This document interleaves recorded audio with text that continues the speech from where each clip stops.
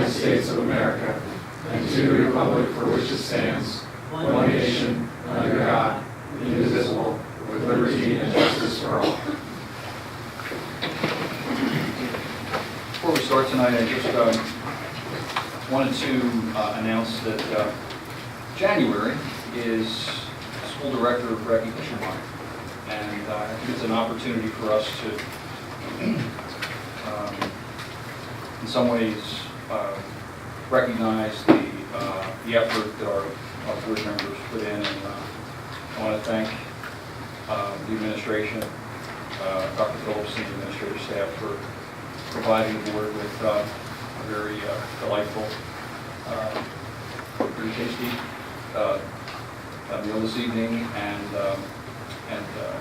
I also want to extend my thanks to the board members for the time and efforts that you had. And I know Dr. Phillips would like to make a few comments as well. Thank you, Dr. Hamburger. As stated, January is School Director Recognition Month. A quality public education is the key that opens the door of opportunity for our students. Providing that education takes a team of committed people, from educators and staff to parents and administrators. The 9 members of our local school board are an important part of this team, making informed decisions that direct the course of our public schools. Every January, we take the time to celebrate and recognize the challenging and vital work that you all do on our behalf, on behalf of our students, families, and community. School directors volunteer an average of 10 hours each month to board work. You know that's a little long. Which includes adopting policy, voting on budgets, approving curriculum changes, choosing textbooks, and reviewing hiring decisions, to name just a few. They take time to learn about the issues affecting public education and to seek innovative solutions. As unpaid, locally elected officials, school directors are invested in their communities. They are our neighbors, friends, local leaders, parents, and engaged senior citizens. The job they do is necessary to ensure our schools remain a pathway to a promising future. We thank them for advocating on behalf of our collective interest, and most importantly, for making the success of our children their priority. Thank you. Thanks, Dr. Phillips. So we'll move on through our agenda. First section is public comments, and opportunity for anyone in the audience to make any comments to the board, either pertinent to the agenda or any other matter that would be of value to the board of the district. Okay, seeing none, we're going to move into our building program report tonight. We have a report on technology, and that would be Mr. Joe Way, our technology supervisor. Mr. Way. Hello. Hello. So I have a prepared report you should all have a copy of from my department. A lot of really good things have happened this year, just like every year with technology. We're growing and trying new things, doing new things, spending a lot of time out there, trying things in the field, doing good work. One of the biggest things that our department is dealing with is the Chromebook. Now it's on. Okay. One of the biggest things that we're dealing with, and we support, is the Chromebook initiative.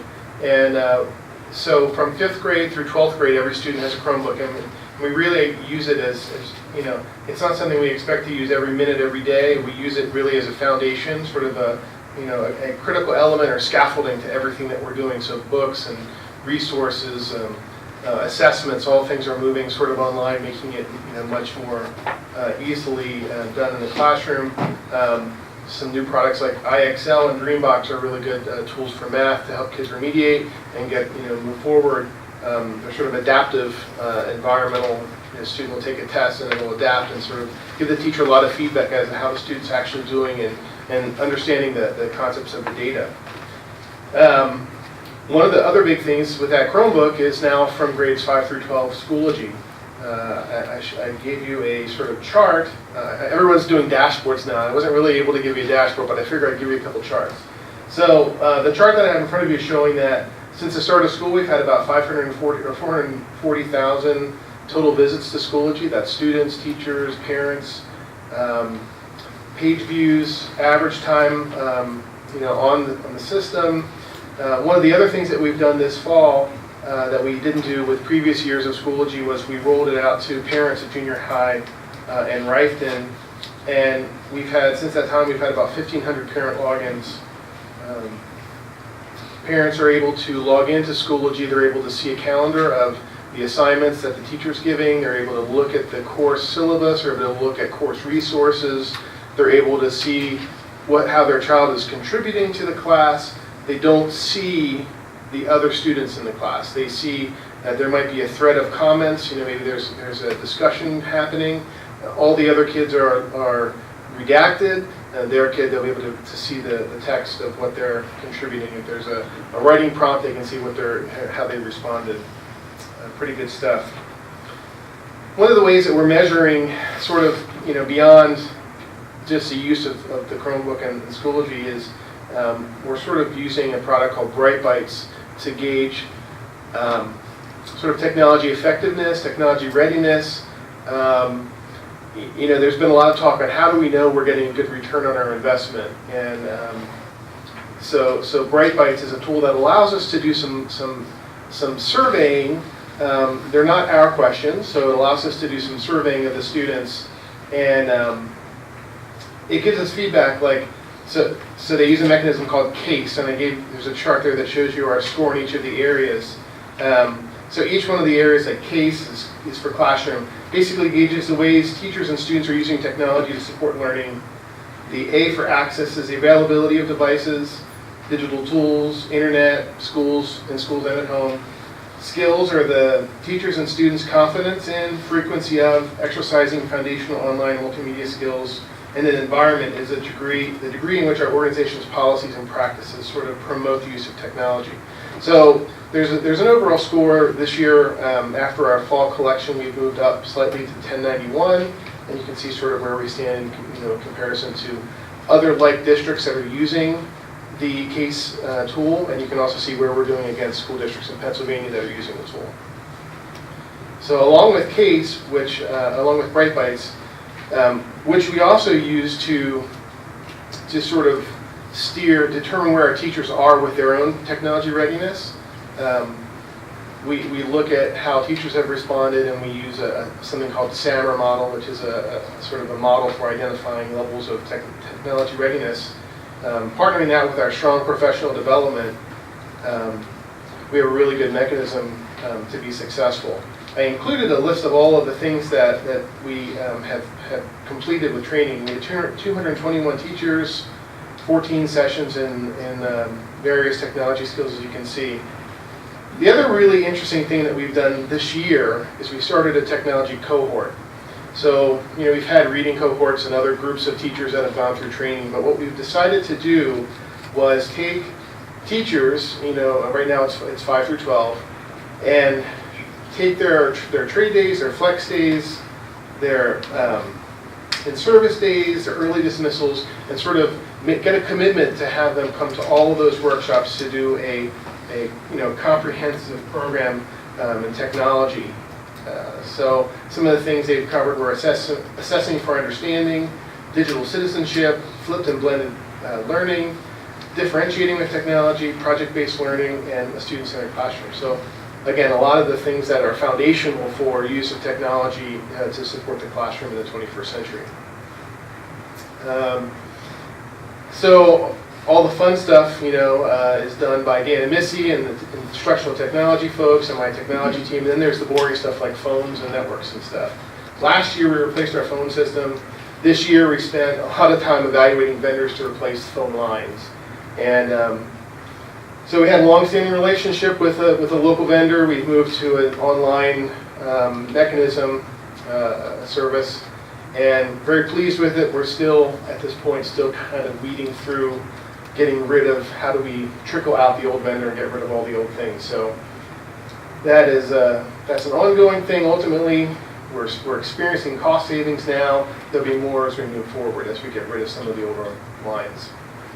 The other big thing we've spent a lot of time on in my department is security. We've grown to nearly 300. I think it's actually about 302 or 303 cameras, interior and exterior security cameras. I think when I started here in '99, we may have had 300 PCs, but now we have that many cameras. And cameras are being used. They've been rolled out to the buildings. The teachers, the principals are using them for all sorts of incidents, things that they see. We've had some real good success stories of, someone at the door, they don't know who they are, they can look at the camera, and it solves a lot of problems. So it's a very successful endeavor for us to have the cameras and have the training in place. Some of the other things that we're working on, Crisis Go. Crisis Go was something that is a crisis management tool for us to use as a district for reporting and monitoring, and then how we interact during a crisis, how the administrative team, how the first responders are all involved with the messaging, sort of a direct messaging tool. So that was going really well, and then our state in September mandated the Safe to Say Something, which is also a very good thing. The Safe to Say Something is something that we're rolling out right now. Yesterday was the first day at the state. Safe to Say Something is basically an anonymous reporting tool to report school safety. So students can report via web or a phone or an app. They can report if they feel uncomfortable, if someone's threatening them. They can report, if they see someone, shady in the parking lot at 2 in the morning. So there's a lot of tools. It's used for the community to do basic, reporting. If it's a life safety concern, so if someone is threatening suicide, they call the number, and there is an emergency response team at Safe to Say. It's partnering with Sandy Hook Promise, so they have an emergency response center, and if it's a life safety concern, they will then engage local police, EMS, whatever they need to respond to the situation. We have a 5-person team that will field calls, so 24/7. Safe to Say might contact us for demographic information on maybe there's a student that they're concerned with. They may only have a first name or first name, last initial, or an address. They'll basically engage us for information like phone number, address, physical information, and we can sort of go from there. Then we can also engage, or be prepared to engage whatever services we'll have internally. If something like that happens off-site, being prepared for it the next day when it comes to school. So, yeah, security has been huge. Crisis Go will continue. We're going to start back with that. We're doing some security stuff on Thursday. We're kind of, now that Safe to Say Something has been sort of promoted and pushed out, we have to do some mandatory trainings, and then we'll be back into Crisis Go, which we'll use for, like I said, for district crisis management. Other building initiatives, this year we were able to use our E-rate money to enhance the density of wireless networks in our district. Through the budget, we did our first refresh, our first 3-year lease refresh happened, and we did a buyback that happened over the summer. We replaced a lot of aging projectors, or we're in the process of replacing some aging projectors. In our coming budget, we're looking to use E-rate funding again. This is the 6th year of E-rate, where we have money that's allocated to us by pupil. We have to match. It's a 50-50 match.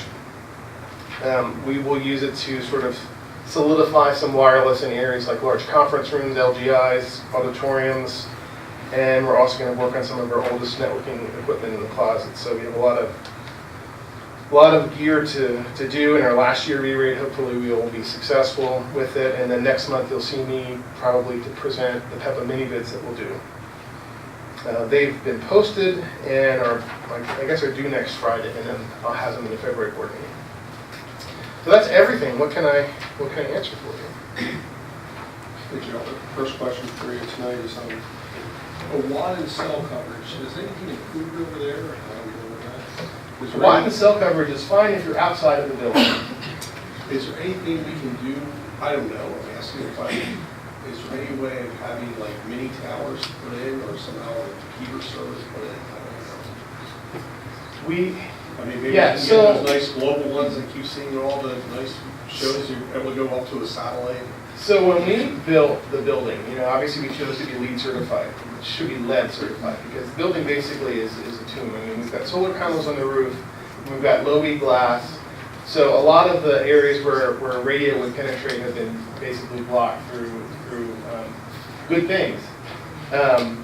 There are mechanisms, there are ways to put antennas inside, you connect it to the network, you do all sorts of stuff, but you have to buy it's sort of a game. You have to figure out, okay, what frequencies do we want to promote internally? So, okay, so maybe we'll take AT&T's frequencies and we can do those. So that's one set of radios. But if we want to do AT&T and Verizon and Sprint and some other carriers, we'd have to do a lot of duplication of efforts. We'd have to have antennas for the different frequencies internally. When the building opened, we had a quote, something in the area of $80,000 to add coverage, basic coverage inside the building. Now, that was 3G, 4G, and a lot of the stuff at that point is now moving into 5G. And this is a problem with almost all new construction.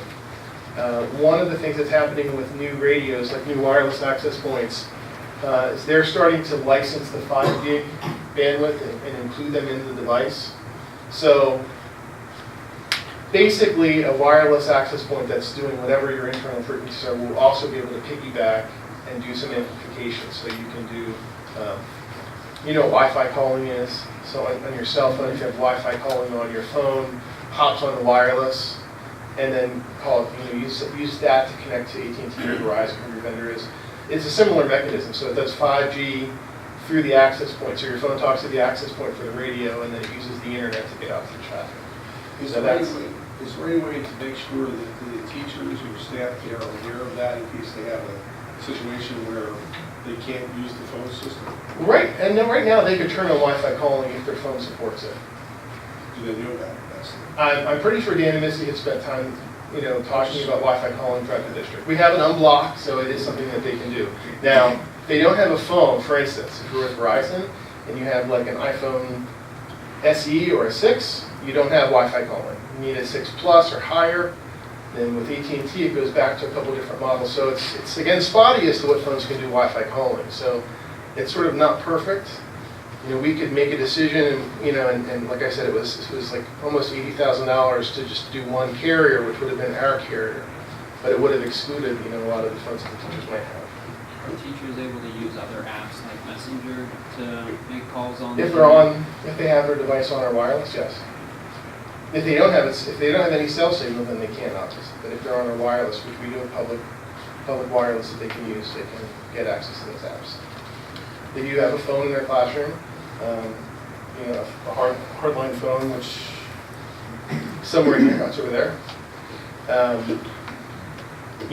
They do have their technology. They can do instant messaging, on their laptop if they need to. But phone is one of those, sort of touchy points. Lots of our buildings have areas that are difficult. Senior high school has some internal areas that just don't get coverage.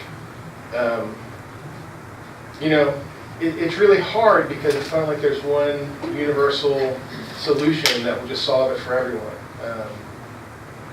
But it is something that we're sort of painfully aware of, and we're kind of hoping that this 5G, stuff will pan out sort of next. Because 5G is, I think AT&T released their first 5G phones in December, so it's just a very recent emerging technology.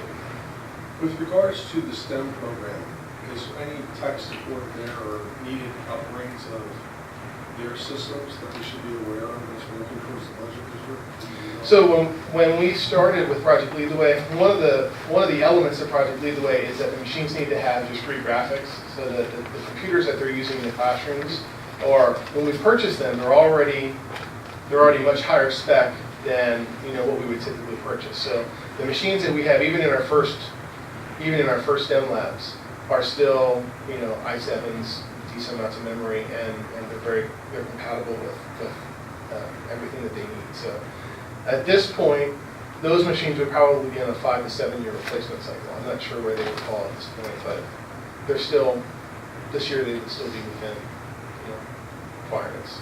STEM, the Project Lead the Way stuff is actually moving to be less processor intensive. So our goal is at some point in the future, the software that they use for Project Lead the Way will work on just the student Chromebooks. But as it stands right now, they use AutoCAD, and AutoCAD requires a computer that has discrete graphics. So that means they have to use a very specific desktop to do a lot of their stuff, like Inventor and AutoCAD. Yep. Joe, in your report, you talk about how teachers are encouraged to use Schoology, and I'm guessing that applies to some of the other programs that they're using. the different buildings. Where does encouragement, I'm not asking this right, do teachers have the option to use it, whether they want to or not? Well, like, in the secondary schools, they really should be using it. I don't know that there's an option or not. They should be using it. It's what we've rolled out, at the junior high in Reichton. I think we're a lot further along in the readiness scale. Now, I will say in their defense, in the teacher's defense, the situation is that we've made a couple missteps. We've used products in the past. There was a product we were using that sort of 1 year just fizzled and went away. Then we were having folks using Google Classroom, and then we decided, the administration in the high school actually decided to go with Schoology. So there were a couple of years where we spent a year doing training, then we spent a year doing training again, and then now we've rolled out this product. So some folks are using different products. And Dan and Missy are spending a lot of time, especially with the cohort, building that capacity and getting folks to transition. So the senior high, they're doing the things that we need to do in Schoology. They're just doing it in a number of different ways at this point, and we're working to get that group steered into Schoology. That's why it has been rolled out to parents at the senior high. But in the other buildings, it's using. We don't have any expectations like, well, you have to use it 10 minutes a day, or you have to do this every day, or it's just a tool that they're using for some lessons, and especially since now that we have some Chromebooks in 4th grade, we're trying to do some lessons and modeling in 4th grade, and we want the 4th grade students to get familiar with Schoology as well. Now, I'm doing this off memory, but Schoology has like chat rooms that the classrooms Well, there's not a chat room. Okay. They can have discussion, moderated discussion, but the chat is disabled. Schoology does have chat, but we have it disabled. Okay, but like generally speaking, you could have an inter-class discussion on Schoology. Sure. Okay. Are those kind of things, are we ever going to get to a point where we're saying to teachers that you have to have certain use of the technology, even if they're not comfortable with that? Like, and the discussion might not be a great example, but let's just go with it for a moment and say that we have an expectation of using the product that we've chosen.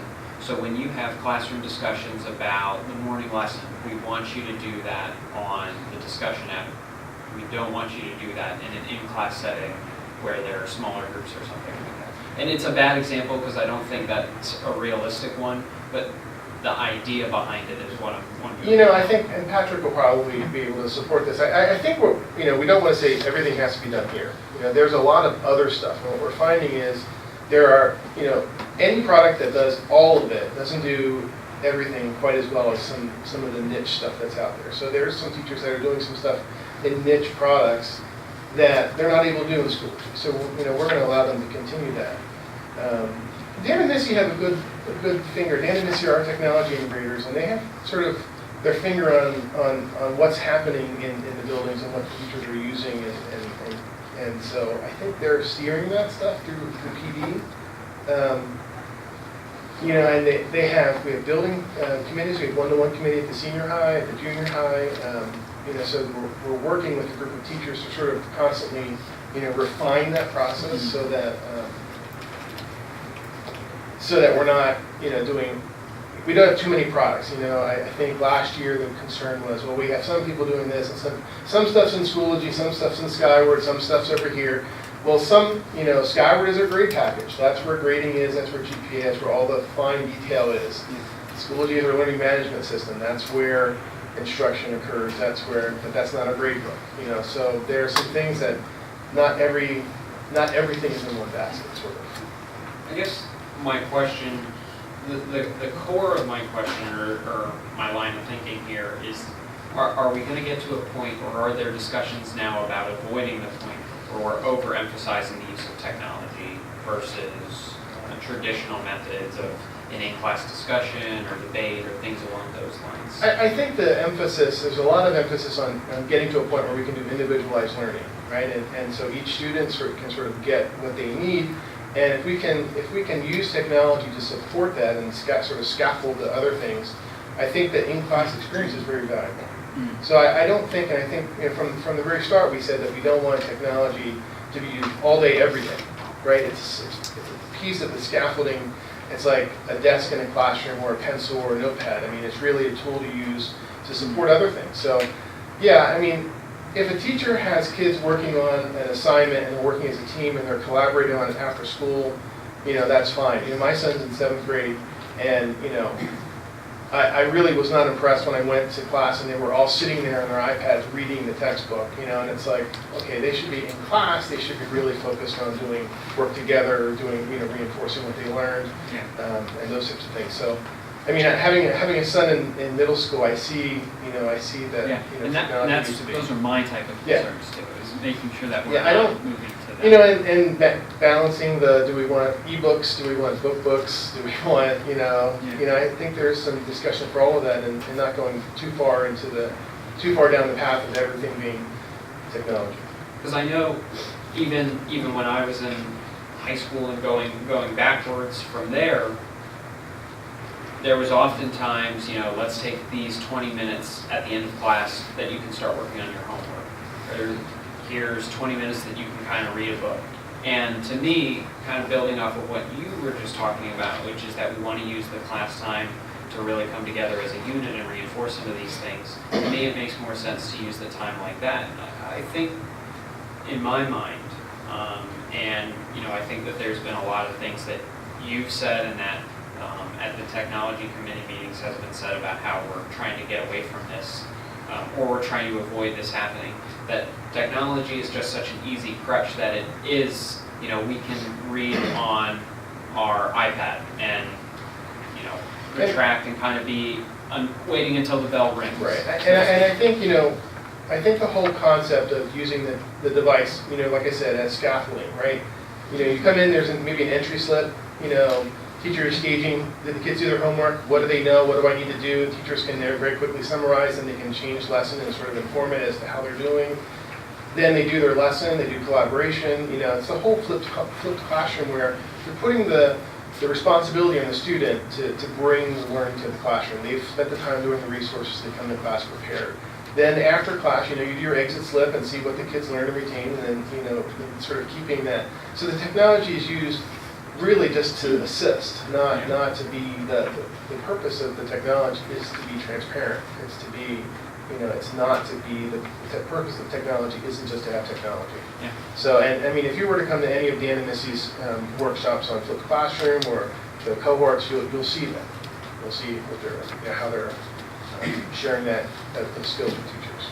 I think a good way to kind of summarize that is that there is and always will be a certain artfulness to teachers.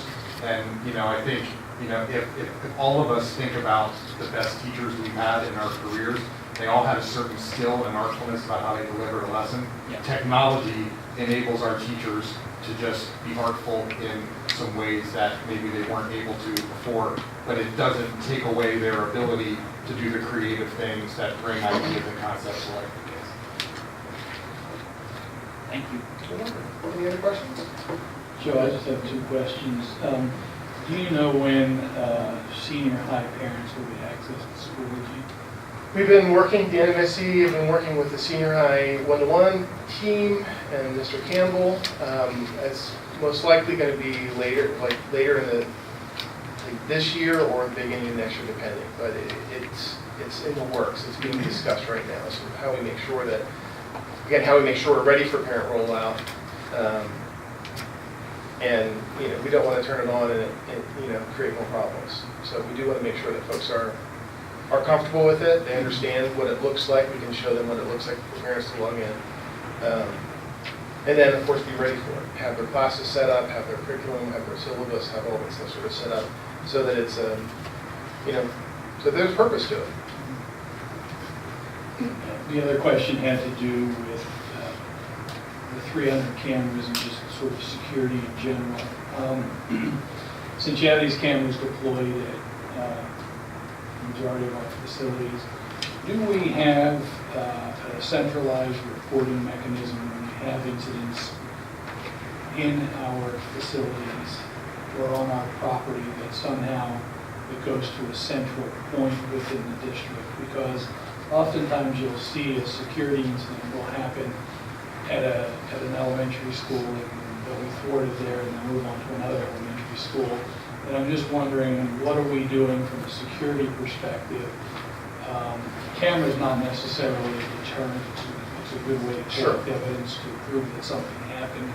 And I'm just wondering, are we using these incidences that you've pointed out occurred on video for sharing? You know, hey, we see a kid in high school, you know, is doing this, and there's this new drug or new whatever. But how are we, you know, I can tell you at the hospital, when we have an incident, we have a centralized reporting structure and an impact reporting system. So at the end of every shift, I get both a summary and a detailed report of every incident with an impact number that's then circulated into particular areas to share the intelligence, so to speak, of what might occur.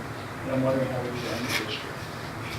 I would say that we're very early on in that stage, you know, with the buildings just really coming online in the fall, and the teachers and the principals just getting comfortable with the use of the cameras, and a lot of what's still happening is happening through my team. So, you know, the day of the election, you know, Papa John's delivers pizza to the voting centers, right? Well, we don't have a polling center at our elementary anymore, so the guy's rattling on the door to try and get in and deliver pizzas. And the students reported that there was, you know, an intruder, and so then we basically, the principal engages the building, and then the principal engages technology to sort of start gathering data and getting stuff together. You know, after it came, you know, after we figured out it was the pizza guy, you know, I mean, it was resolved within the staff, within the building, and my team, but I don't really know that we have a mechanism for reporting or sharing. There was the incident in Lorraine where there were the two homeless guys. And if you remember, the pictures were shared to the principals, so they would know, and then the police were contacted. Yeah, I mean, I realize you're early and none of this is foolproof, but maybe, Sue, as part of the Act 44 work, we can figure out how we want to create some sort of a mechanism that allows us to share that intelligence and that information, just because, you know, you probably have DVRs that are recorded probably hundreds of hours of video. I don't know how long you retain your video for, you know? 30 days. 30 days, okay. So and it would be important to have that, because your risk management folks might need to recover video and know what's out there. And if you have centralized incident reporting system, they'll know where it is, where to find that video, and be able to preserve that data. You know, so police show up on the 31st day. And Mike, this is sort of the reason. One of the things that we felt was very important at this phase with the rollout of cameras, you know, and it becoming a second thing. It's always, okay, well, I have to deal with this huge server update, but I have to go in and retrieve this camera footage or do this, or, you know, so we did put a staff member in the budget to sort of, and I don't even know, at this point, it's sort of a description in progress. You know, what are the things that will be the responsibility? You know, we have cameras on every bus, three cameras on every school bus. You know, and if we go ahead and have stop arm cameras put on the buses, you know, just the number of those, I'm not including those cameras in the 300 cameras. So all of this archive footage, you know, we need to preserve. If there's a problem with, we need to make sure that it's being collected properly and it's being archived properly, and that we have it. Because especially if it's being used for an educational record, if it's being used for discipline or something, we have to you know, maintain it. So on top of that, and sort of helping to build out these processes, you know, I work with Sue to get through the Act 44 grant a person, and I'm pretty sure that's going to happen with the grant. Yeah, so we're very hopeful that that's going to happen, so we can start doing some of this stuff.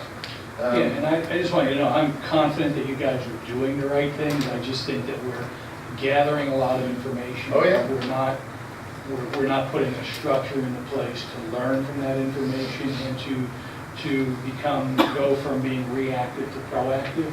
Having 300 cameras is great, but 300 unmonitored cameras like having no camera at all. Right. So I think we just have to think a little bit deeper about what that overall security strategy is. That's all I'm saying. Yeah, But I think the things you're putting the right pieces into place is just now, how do you use the pieces? Yep. Thank you. Sharon? I had two questions about the Safe to Say Something initiative. So you said that it was rolled out yesterday and students are going to be trained later, so I was wondering when they're going to be trained and how it's going to happen. So let me fill you in on the timeline. So the AG, the Attorney General's office, and the state legislators decided in September, like the end of September, that they wanted this bill to go into place. So they said what they needed, then they started working with Sandy Hook Promise to develop it. So it's been in development. So even though they have the safe, it's called Say Something in other states, they have this mechanism. They basically reached out to us in October and said, you're going to have to come to these trainings, to meet these benchmarks, come to these trainings, and we're going to share information with you. You know, build a team, come to trainings, and it's sort of been piecemeal. So we get, 1 week we go to training, and then 2 or 3 weeks later they roll stuff out. So the intent from the legislation was that whatever service happened had to be live by January 14th. There was literally nothing done until January 13th.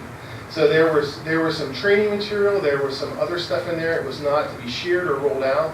So January 14th comes along, now everything is ready to go. We've sent a blast to our parents through Facebook, through ParentLink, through Twitter, with the parent overview information. The state is going to be doing a marketing blitz on their end, basically with making the information, how to get it available.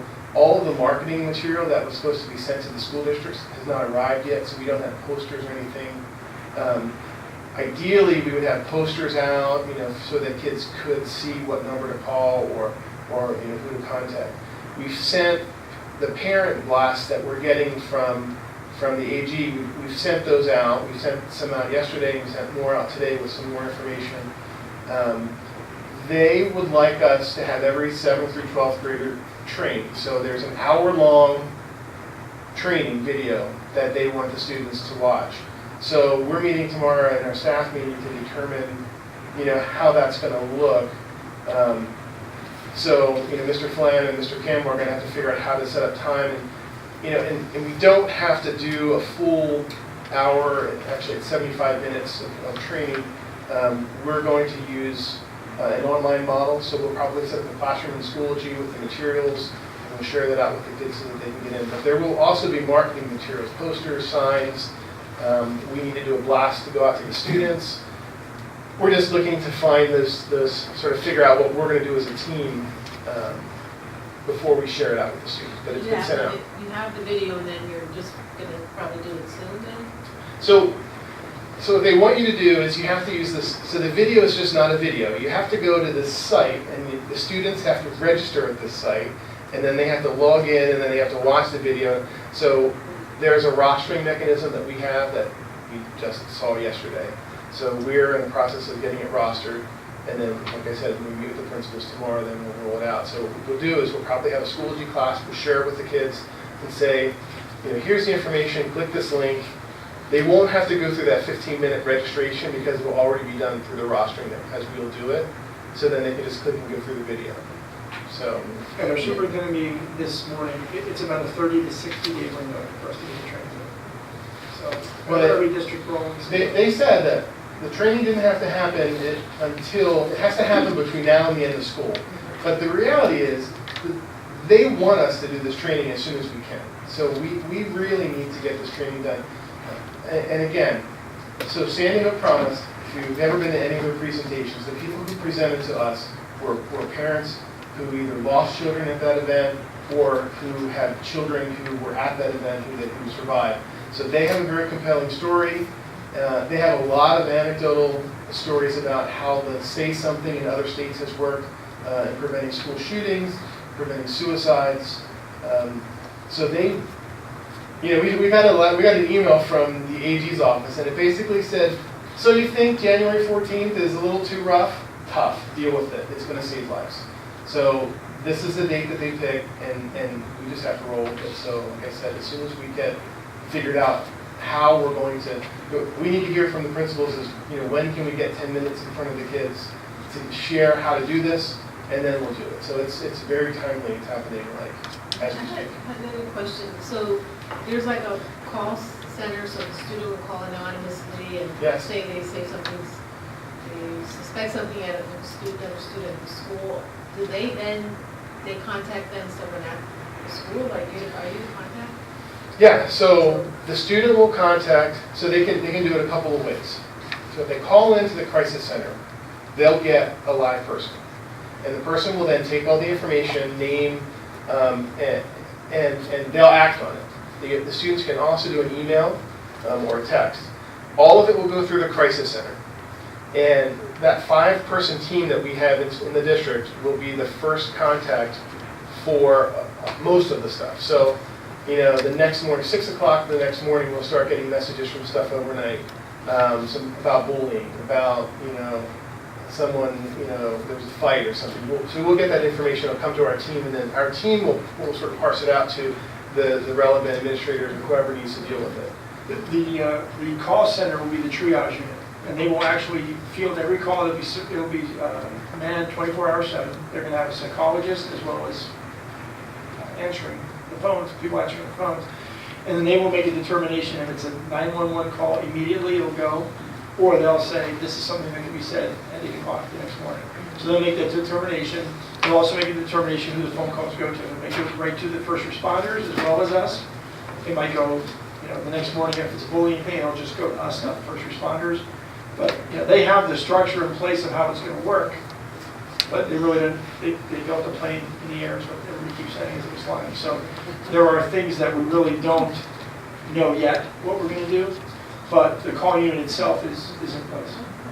And they're saying that, it's 24/7, so obviously if it's overnight and they need information, so say there is sketchy information about a student, they will reach out to our team for that information, phone number, information, and we've trained, 5 of us so that we have, sort of redundancy for the call. But between 4 and 11 is when they say most of the calls will happen. And if it's life safety, they'll take care of, contacting all the necessary people to deal with the situation. Now, if it's not life safety, if it's bullying or something like that, then that comes to us. Then we will then push that to the next level to be addressed in the buildings through administration first standard and the practices that we do for if it's not reported through safety center. Mr. Wade, when are we going to have our technology night that we had last year? And can you give us a little preview and get people interested in it? What's April? So it'll be, I think it's April 4th. It's the first Thursday in April. And like years in the past, we've done our technology or Step into STEM or Spring into STEM night. We typically bring in vendors. We've had 40 plus vendors come in and do STEM related activities. Like I said, I think that's April 4th. Okay. That night we also have our kindergarten carnival. Yes. And we also have a STEM. And we are going to branch out. It's going to be a STEM awareness job fair. We're going to bring the universities as well as businesses so students can talk to the different careers that they might progress either college or manufacturing. Didn't you just kind of do like K through 8 or something last year? We didn't do up to 12.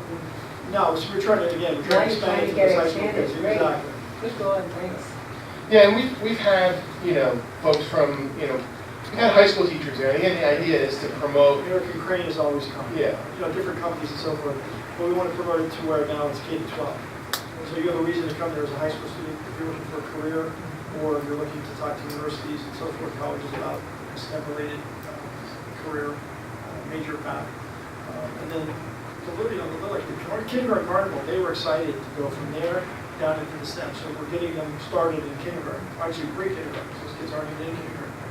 So it's a great event. We had 700 or so people. We are also, we'll also be at the Wellness Fair, which is in March. I want to say March 7th. We will be, I'll have my team there to do internet safety. So we're trying to figure out who's all going to be there. Maybe some librarians, Dan Missy, myself. We'll do internet safety, but we're also going to spend some time presenting Safe to Say Something.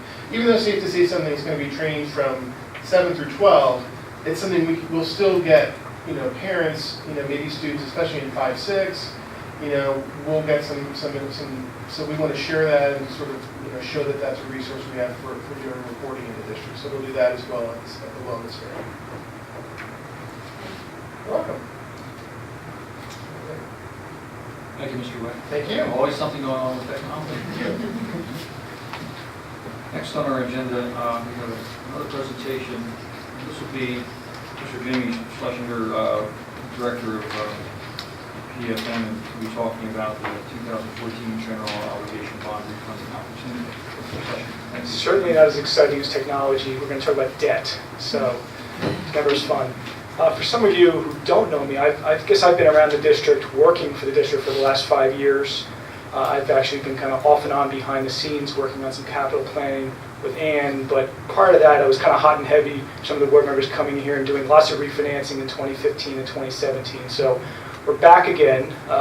Usually when I show up I try to save you money, so I'm here again, so that's good news. So what I'm here to talk about is really the next opportunity for the district, and it is related to the 2014 bonds. They go back, that issue went back a number of years, I think to 2009, even prior to that. So it's financed, some of the old buildings that have been, I say old buildings have been around for a few years, but we have the opportunity every 5 or so years to potentially refinance and reduce interest expense, just like refinancing your home mortgage. Same idea here. So for the people that don't know me, so I serve as an independent municipal advisor. So I essentially work on your behalf to structure, help time, and build the model associated with the refinancing itself, and ultimately report back to you to get the financing done in an orderly fashion and make it more sufficient to save the most money. So that's kind of the backstory about who I am. So I work on your behalf as a consultant. Ultimately what we've done the last 5 or so years is utilized several methods of refinancing. When I first started, we did 3 separate financings in 2015. It was a bank loan, a bond issue, and a couple other bond issues. So we've kind of tried every market to kind of benefit the taxpayers by using whatever market makes the most efficient method of financing. These days, given the size and term of these type of transactions, the bond market's been far stronger. The start of the year has been kind of hot for us. Last year was a little slower, just given how there were some changes in tax reform. This year, just given how stock markets behaved, people have moved their money off of the stock market and wanted to buy things like U.S. Treasury bonds and municipal bonds. So it's driven down interest rates pretty dramatically, and that's why I'm sitting here today, because the savings have gone up significantly for the district. Now, I'm not able to lock in a rate tomorrow, but we could talk about this and potentially start a process to get you to a point where we can hopefully lock in rates to get the savings. So we've talked a lot before I've even opened up the presentation, but mostly what we're going to talk about is really the first 8 or so pages, and we can kind of go from there.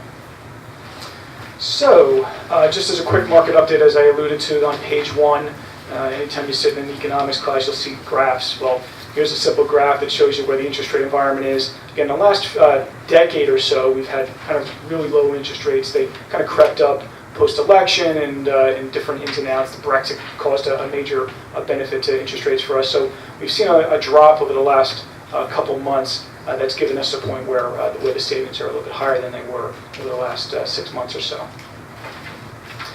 Turning to the next page 2, as a new board member or someone who's been on for a little while, you may have seen what your debt looks like. Well, here's the snapshot for you of all the debt that's outstanding at the school district. So going back as far back as 1994 through the debt that was done in 2017, you can see what is outstanding. From your perspective, when you budget things, you look at columns 13 and columns 26. That's essentially how we budget things. So annually, you're paying about $8.5 million a year of total debt service before state reimbursements. So again, when you add everything together, that's what you have. The debt we're talking about is in that yellow column. That's the 2014 bonds. They are callable, meaning you can refinance them as early as May of 2019. So based on how the timing works and how the process works, you can essentially lock in interest rates really as early as February if we really moved, but probably won't happen at this point, but that's about as quickly as you can really go. So May 15th is the optional redemption when you can refinance those bonds, so that's why we're looking at this today. So again, the outstanding principal of the 2014 bonds is $8,750,000, and probably the average rate is about 3.5–4%. Just turn through a couple more pages, and again, this is more background for anyone that hasn't dealt with any debt, but again, municipal bonds is a very common use of financing. Again, most of your debt is utilizing municipal bonds. Most people can go up to 30 years. Again, what we're going to look to do is keep your debt in a very similar structure as you had done before, not extending anything. It's really just going from higher interest rates to lower interest rates. Because this debt would be considered bank qualified, meaning anything less than $10 million in a calendar year, the next time you could refinance this potential new issue would be 5 years from now, a 5-year call provision. That's very consistent. The financing teams that are made up of a transaction like this, of course, are you, your solicitor, financial advisor like PFM, a bond counsel, which is a local firm that provides a tax-exempt opinion, and all the necessary things like a credit rating and other things. So we're going to gather all those things together and get things ready to go if you choose to move forward with the refinancing. Turning to the next page, only to give you an idea, as I've discussed, how we've done things most recently, we utilized a competitive sale when we sold bonds. So I like to equate it to using eBay to sell a garbage pail kit. I'm dating myself going back to the 80s, but same idea here. You essentially can go online and sell bonds through an internet auction, and we've done that several times, from 2015 to 2017. So an example of what 2017 looked like, this is just a summary of some of the bidders that bid on your last bond issue. The winner was Janney Montgomery Scott out of Philadelphia, and you can see that there's different interest rates that each bank offered during the course of the internet process. Ultimately, whoever's the lowest interest rate won, and that happened to work quite well for the district. We've saved millions of dollars by doing these refinancings. I'm going to skip the next page because it's somewhat similar to what I just talked about. But again, if you want more details on the process by which we consider these refinancings, that's on that page. So let's just talk about the refinancing itself. That's really what we're here to talk about. So you have an opportunity to refinance these 2014 bonds that are callable in May.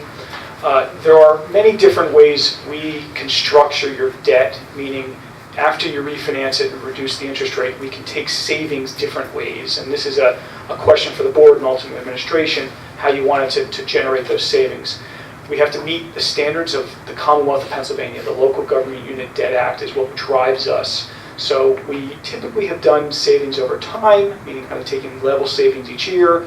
You can take savings in the first the upfront fiscal year, and you can take it over a couple years. So there's some flexibilities on how we do it.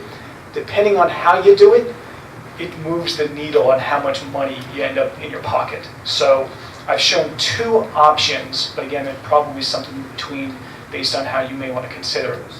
So option one is taking savings over time, which means reducing the interest rate. You would save approximately $40,000 a year through 2028. This keeps cutting out on me. That saves approximately $381,000 net of all costs. So that's what would be in the pocket of the district after you pay costs and reimbursement is taken into account.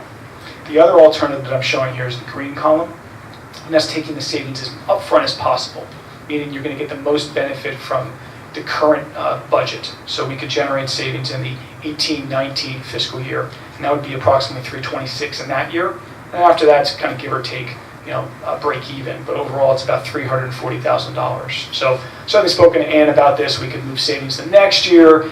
We could do a couple of things. It's really just to give you an idea that, hey, it's time to consider this because the market works, and of course you're able to do it under the call provision of the bond issue you have outstanding. So honestly, that page really is all that matters. Everything else is really backup on how we calculated these interest rates, and page 8 is a preliminary timeline. If you said, hey, this sounds great, we are ready to go, this is kind of the process by which we would go through it. We come back for a resolution at a future board meeting, we do the proper advertising with the Red Eagle, and we'd ultimately sell bonds and file with the Commonwealth of Pennsylvania, and ultimately get an approval within 60 or so days. So that's kind of the backstory, so you can see how we do our process. But there's a lot of things that we would work with administration on and figure those things out. So I'm going to stop for a second. However, there's other things that the board and from a budgetary standpoint you may want to consider, so you may not want to jump on it today. Jim, you referred to Brexit earlier, I believe. So there was a failed vote on Brexit today. Correct. I'm wondering, what are you anticipating in terms of the effect on the bond market or just the market in general? Yeah, it's, just today rates were even down another couple basis points. I mean, that was essentially anticipated that could happen. So a lot of what we see is reaction to things that people don't anticipate. And when, same with the stock market, same idea. You get negative earnings on something when you thought you were going to do a little bit better, and your stock price goes down. So, we've obviously all been hearing for the last couple of years, the Fed's raising rates, the Fed's raising rates, and that has happened. We've had a number of rate increases in the last couple of years, and there's an expectation we're going to get another couple this year. So, are we scared that rates are going to continue to go up? Well, that typically what that does is that raises the short-term interest rate. What drives our market is really supply and demand, and that's what has driven down this interest rate. I mean, the Fed raised interest rates in December, and we've seen rates go down. So that's kind of odd, but that's what's happened here. So, to that impact, I think it's more of a supply and demand issue. I'm speaking from PFM.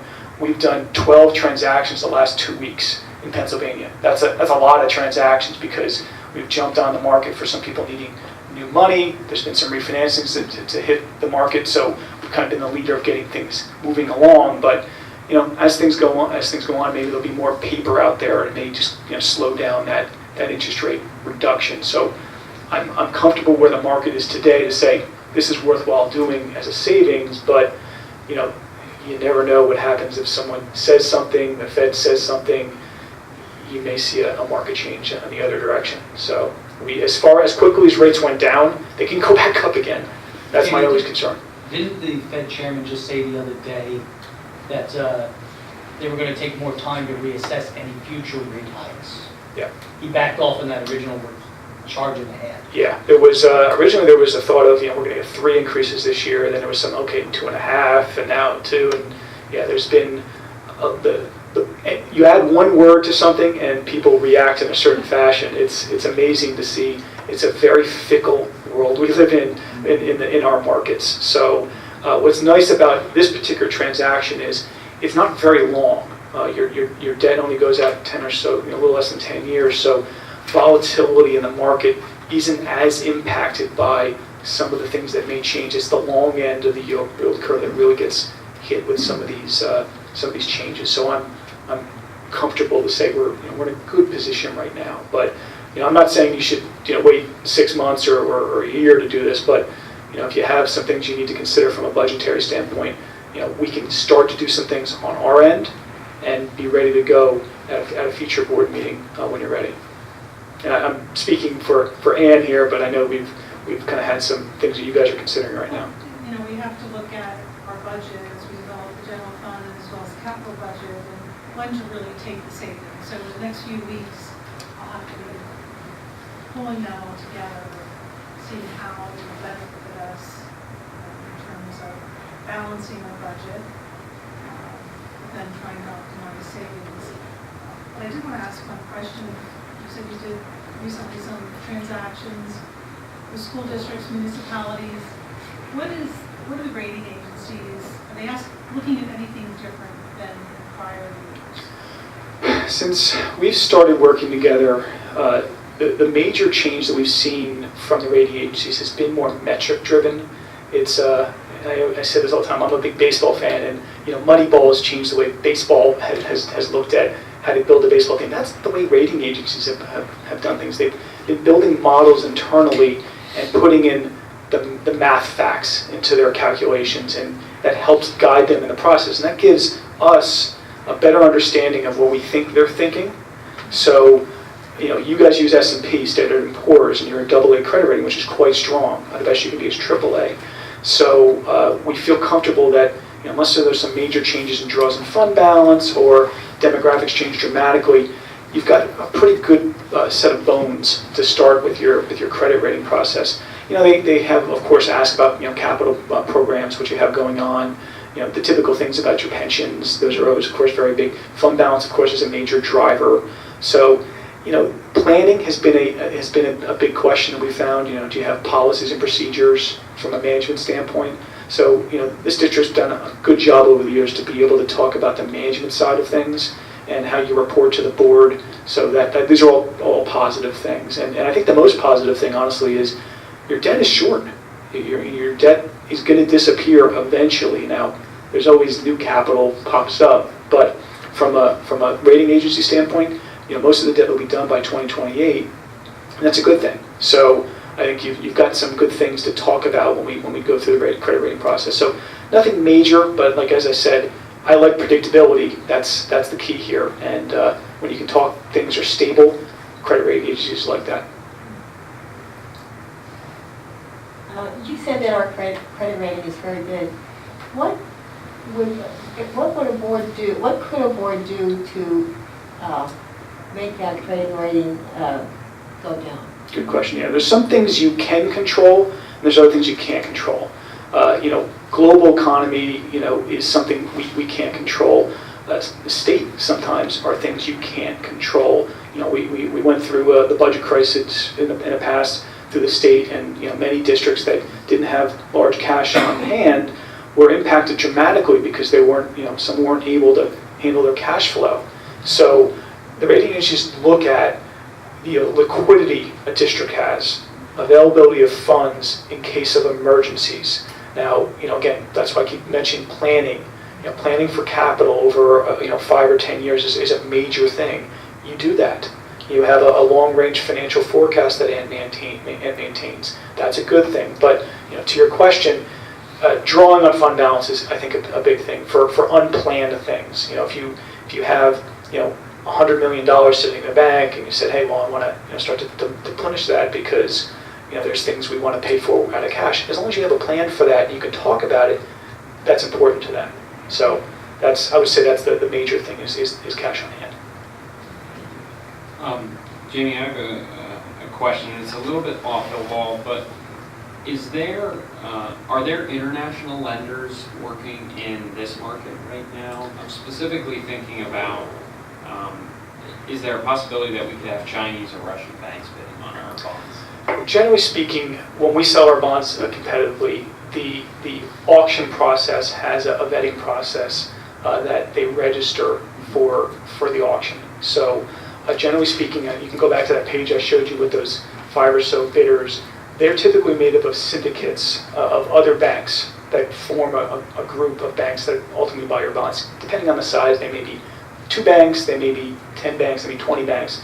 The ones we normally see are usually at worst, I say worst, you see some Canadian banks involved and the TDs of the world, but most of them are US banks that are involved in these type of transactions.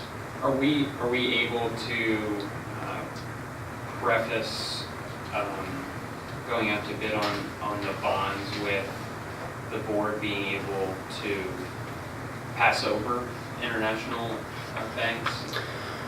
I'm only thinking of 2 countries. That's what I'm really concerned about, and I ran into it at work, and I know that companies that at one point had Kaspersky for their security are moving away from that for very specific reasons relating to international events, and I'm curious if we can protect ourselves in a similar way. It doesn't sound like it's necessary. Yeah, it's probably not necessary because it's amazing to say this, but for one, I can always get the list of this large group of banks that are available to join the bidding process, but generally speaking, when we put this out, there's usually a group of 15 banks, so usually the main group that kind of join the bidding process.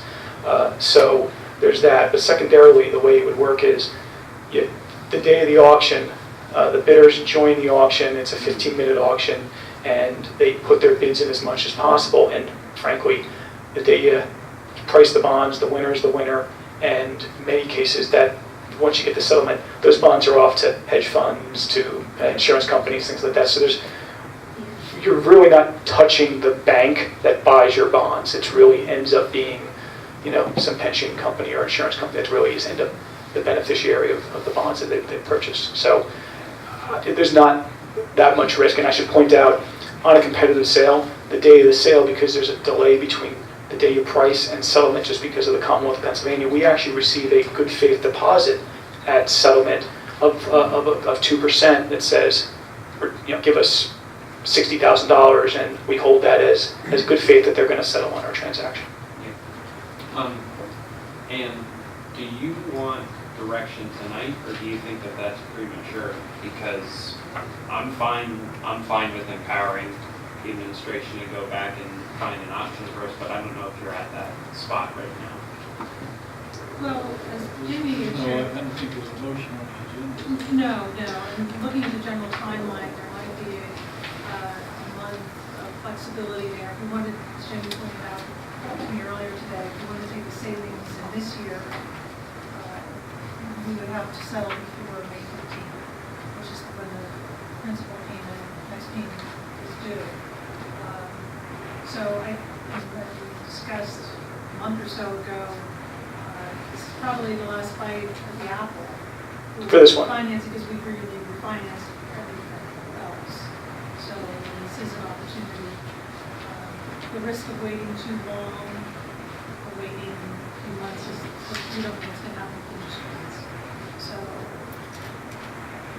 for the next few weeks, month or so, needing a handle on when's the best time to take the savings. I mean, it is an opportunity.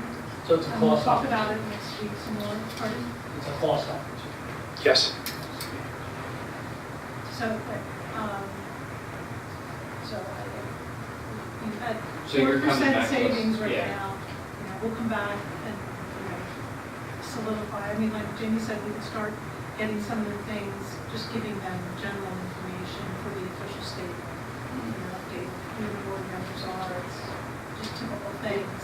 But you're looking to start the authorization process? Yeah, to your point and to Ann's point, you can all give a nod to say, hey, get PFM and Ann to start doing some things. The only action eventually you'll lead to is a resolution. That's when you're really authorizing the transaction. So if by chance things changed, we don't go any farther. There really is no cost expense. It's really the time and effort of Ann and my firm to kind of get a lot of things together. So that's the other side of this as well. I don't want to put extra work on Ann, but she's been through this before a few times. So until we're ready to go, we wouldn't send it to the credit rating agency. We wouldn't do any of the advertising. But as long as you think you like savings, that's also an option. That's what I thought he was getting at, is are we going to nod to say, Start the process. exactly. And if you are comfortable with having that, I'm not. Right, I mean, the interest rate, the savings is significant, it's more than, It's been for a while. before we would typically say at least 3%, we may lower that at one point, now it's over 4%. Yes.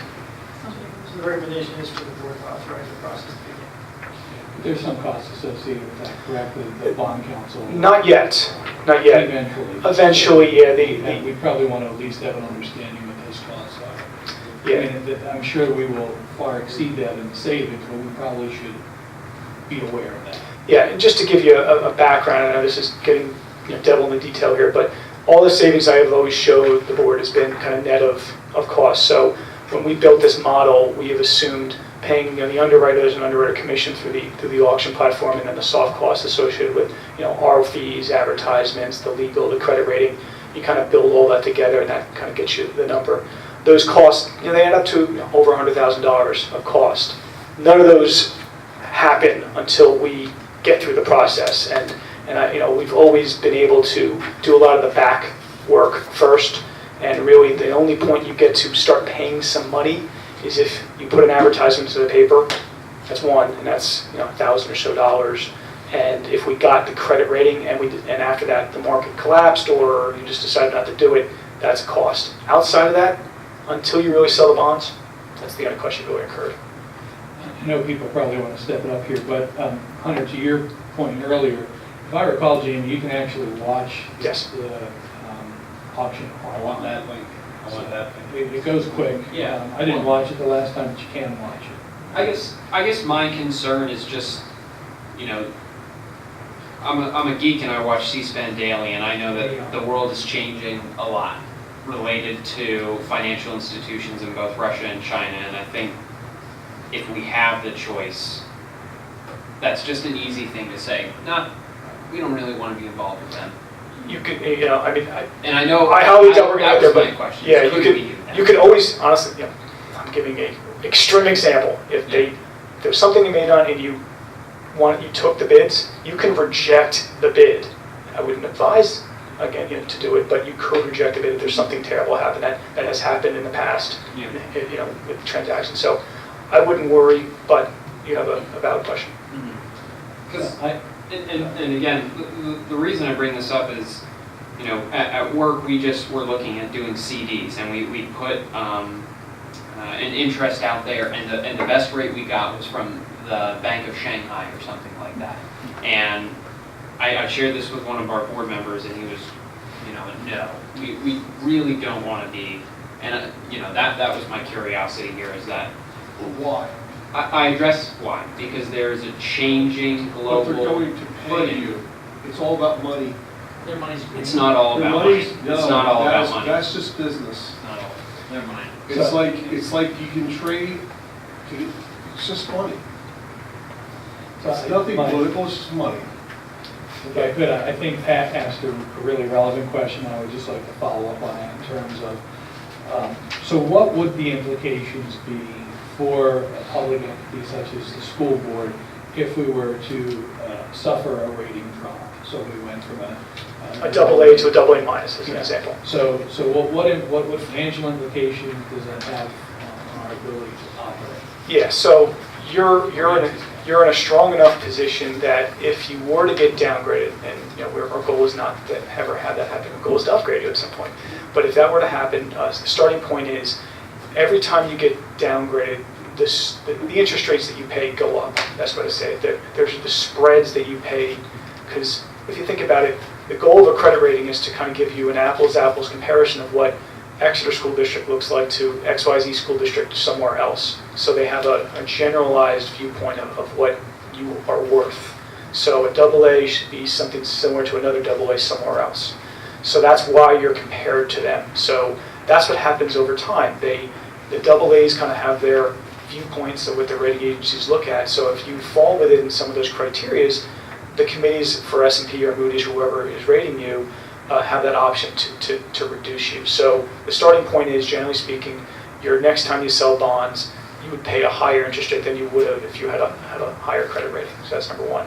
From another standpoint, there's some communication that needs to be made. This has nothing to do with, it's more of an administrative side. We'd have to notify the other bondholders that you were downgraded. You'd have to, if you got to a certain point, below a certain point, and that's several downgrades, it could impact, letter of credits and things like that you may have with banks, things like that are financially backed based on your credit rating. But generally speaking, you're strong enough that it would take a monumental change to really make a major impact on other things besides, a few basis points here and there on a future financing. But it's important, trust me. Maintaining that credit rating is quite important because, every nickel counts, and 5-10 basis points doesn't matter. Any other questions? I know I've gone a little deep, but You can go as long as Joe. I still got another 20 minutes in. I guess you need to have a certain amount of reserve, right? In order Yes. to keep your bond rating, your ratings up.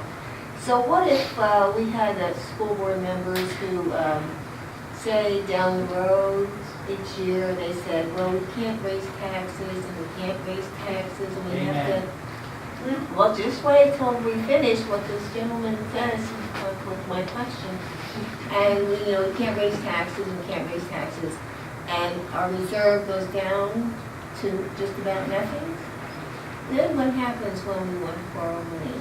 And is that a good thing for a school board? Well, to start, and forgive me, I'm pretty certain we have a fund balance policy. Did you guys create a fund balance policy back in the day? I'm sorry. Is there a fund balance policy of the district? Yes, there's Yeah.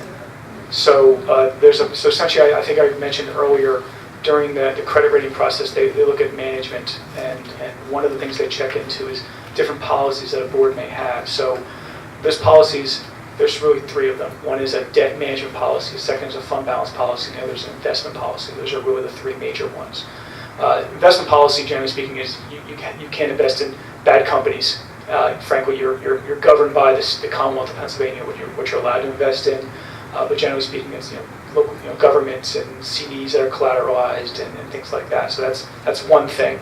then you have your fund balance policy. And that essentially says that if you have to maintain a certain percentage of your total expenditures. And Pennsylvania requires actually that if you have 8% in your general fund, you have to move it somewhere else into other funds. So that happens with many districts. Many districts have lots of fund balance, and there's been lots of things talked about in that case. But I think you guys have a strong amount of fund balance that keeps you within that strong AA credit rating. But to your point again, if you went down, the credit agencies will react. I give a very good example. I had a district in the Delaware County area that is a wealthy area, and right when the recession hit, that their fund balance went from $6 or $7 million down to $157,000. I got hired after that, by the way, I should point out. And we built it up to $10 million, doing a number of things, just being smart about it. And they were downgraded by like 2 or 3 notches. And that was a big change. You don't see that very often. And that's because the credit rating agencies, they do surveillances annually. They are going to have a phone call with you if you haven't done a bond issue, because they want to maintain and see how things are going. They're going to ask for your audit every year, and they probably will get on a phone call with Ann and myself to ask questions. So it happens because that's their job. Their job is to maintain and make sure your credit is what it is, so the people that own your bonds are comfortable that you are doing the right thing. So to that end, it's a delicate balance. You're on the board, I'm not. So deciding the amount of reserves necessary to meet the policies, to maintain taxes at a certain point. I was a resident here, I don't live here anymore, but I know, taxes are a big issue. So I certainly understand and appreciate, what you do to try to figure out what makes most sense, but, understand that it's a tough one. Jamie, what were the implications in Delaware County for the taxpayer when they played chicken with their It was partly chicken, it was partly just unfortunate events, and I'm not going to go into too much detail, but it was a combination of they got hit, they had an interest rate swap that went bad, and they had some special ed costs and other things that really just hit them all. And interest earnings went down from what they budgeted to nothing, which is a big change in a recession. And that's an important point here. We're coming very close to that time period where people are thinking there could be another recession. So, that is an important side of thinking about, where you are today, to be able to potentially be ready for if that were to happen again. Housing prices go down. That's an impact based on how much money you generate from a tax revenue. Your interest earnings have gone up finally, but there was a point where you were earning 1 basis point or so. And that's not a lot. So you're now probably getting 1.5 right now, something like that. So these are the type of things that could quickly impact and change when the economy changes. So that's what could happen. So yes, so what happened to the taxpayer? Well, what happened to the taxpayer is the school district found some ways to kind of cut costs. Furloughed some potential teachers, changed some things like that. Did some consortiums of their healthcare, did some things to kind of build things up. They also happened to be in a wealthy enough area that had other things jump in at the same time that helped them. But it was a bit scary. I hope that won't happen here, but that's certainly it could happen. Thank you. Sure. So that's why we want to save money on refinancings. Put more money in the pocket for future use.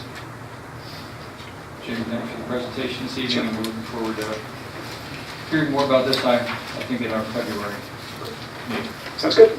Thanks. Thanks. That was great.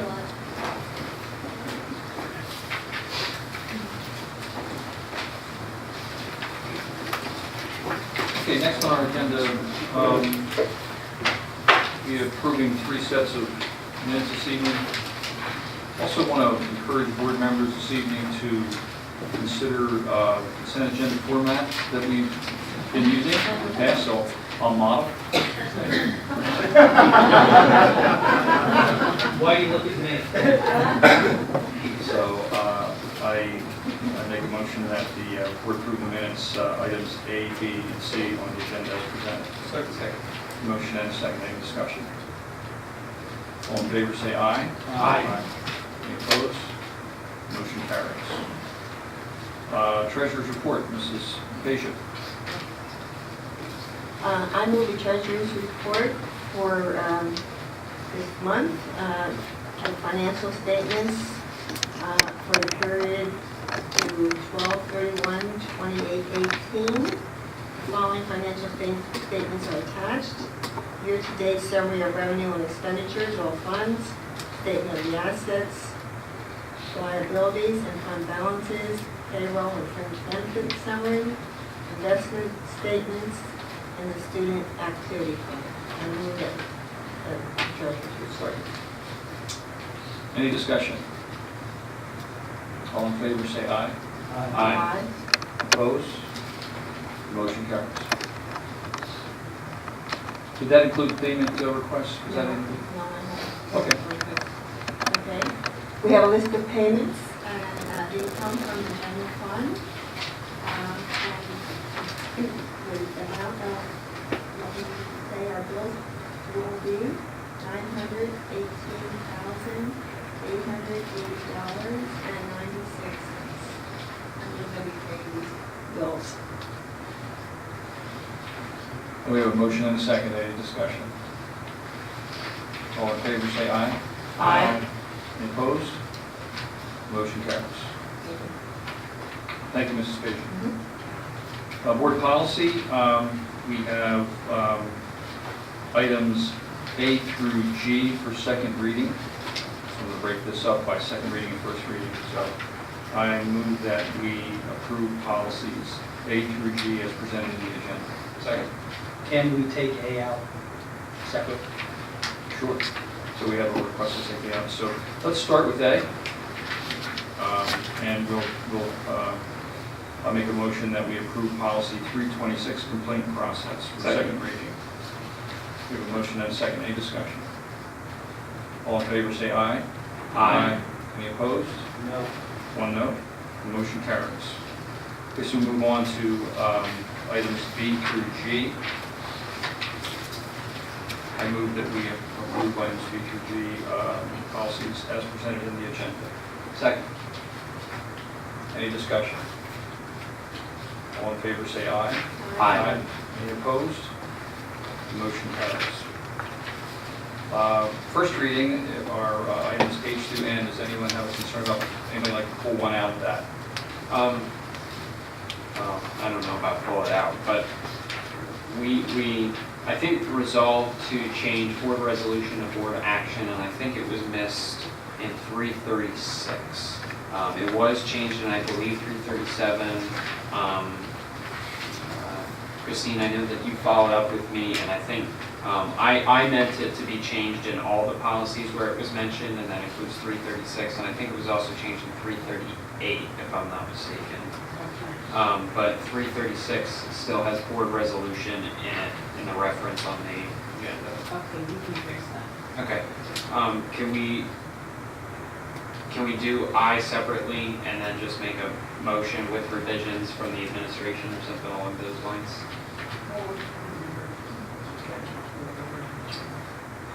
Yeah, I mean, that's, this is first reading, and I think this will continue to be first, we'll make it second reading at the next one, assuming that we're in agreement with the change this evening. And I think, generally, I don't think anyone had any concerns. I mean, Hunter's point is that, in this, in these policies, our reference was to resolution, which was a confusing term. We're revising that to the board action. Makes a little more sense. It was reviewed and approved by our solicitor. So I think anywhere we have that reference in the policies that we have here for this evening, part of this motion, I think, will include that those changes to be made. And again, this will be up for second reading in February, so we have time to further review. We're not going to pull it out, just get I don't think we need to pull it out as long as everyone's comfortable with the description I just made. And then with that understanding, and considering it's first reading, so it's still under review and change. So I make a motion that we approve, for first reading, policies H through N is presented on the agenda. Second. Any discussion? All in favor, say aye. Aye. Any opposed? Motion carries.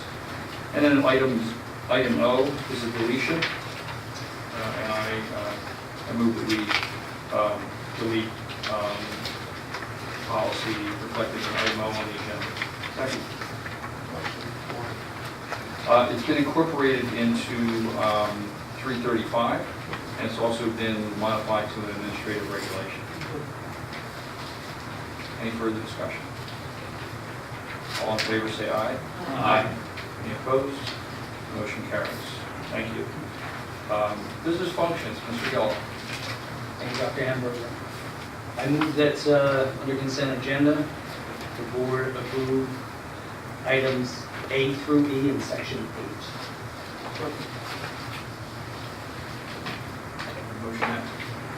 Motion and a second. Any discussion? All in favor, say aye. Aye. Opposed? The motion carries. Thank you, Mr. Geller. Personnel Committee, Mr. Trepina.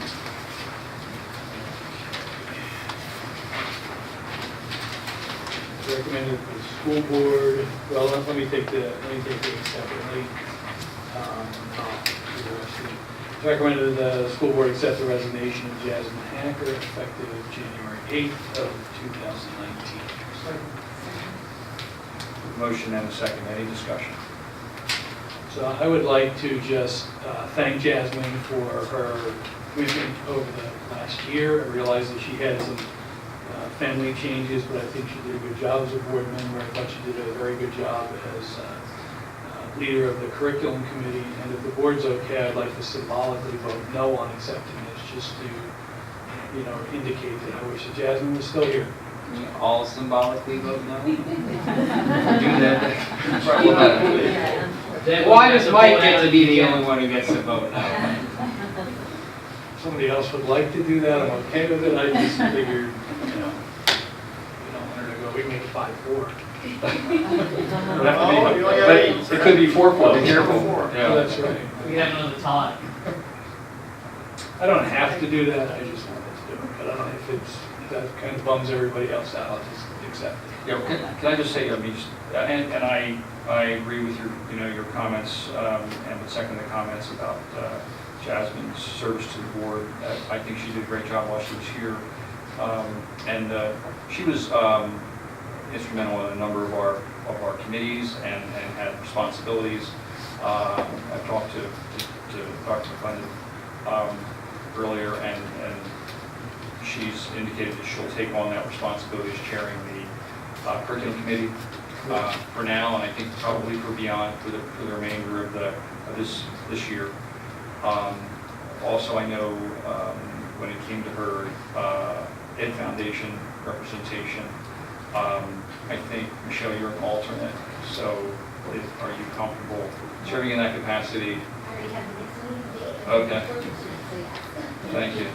I mean, the other thing is, and just to kind of clarify any misconceptions or anything that I may have said erroneously last week, we'll be advertising the vacancy tomorrow, I'm assuming, and we'll be setting up interviews with as many board members. Hopefully all board members can make it in evening time, convenient for all board members.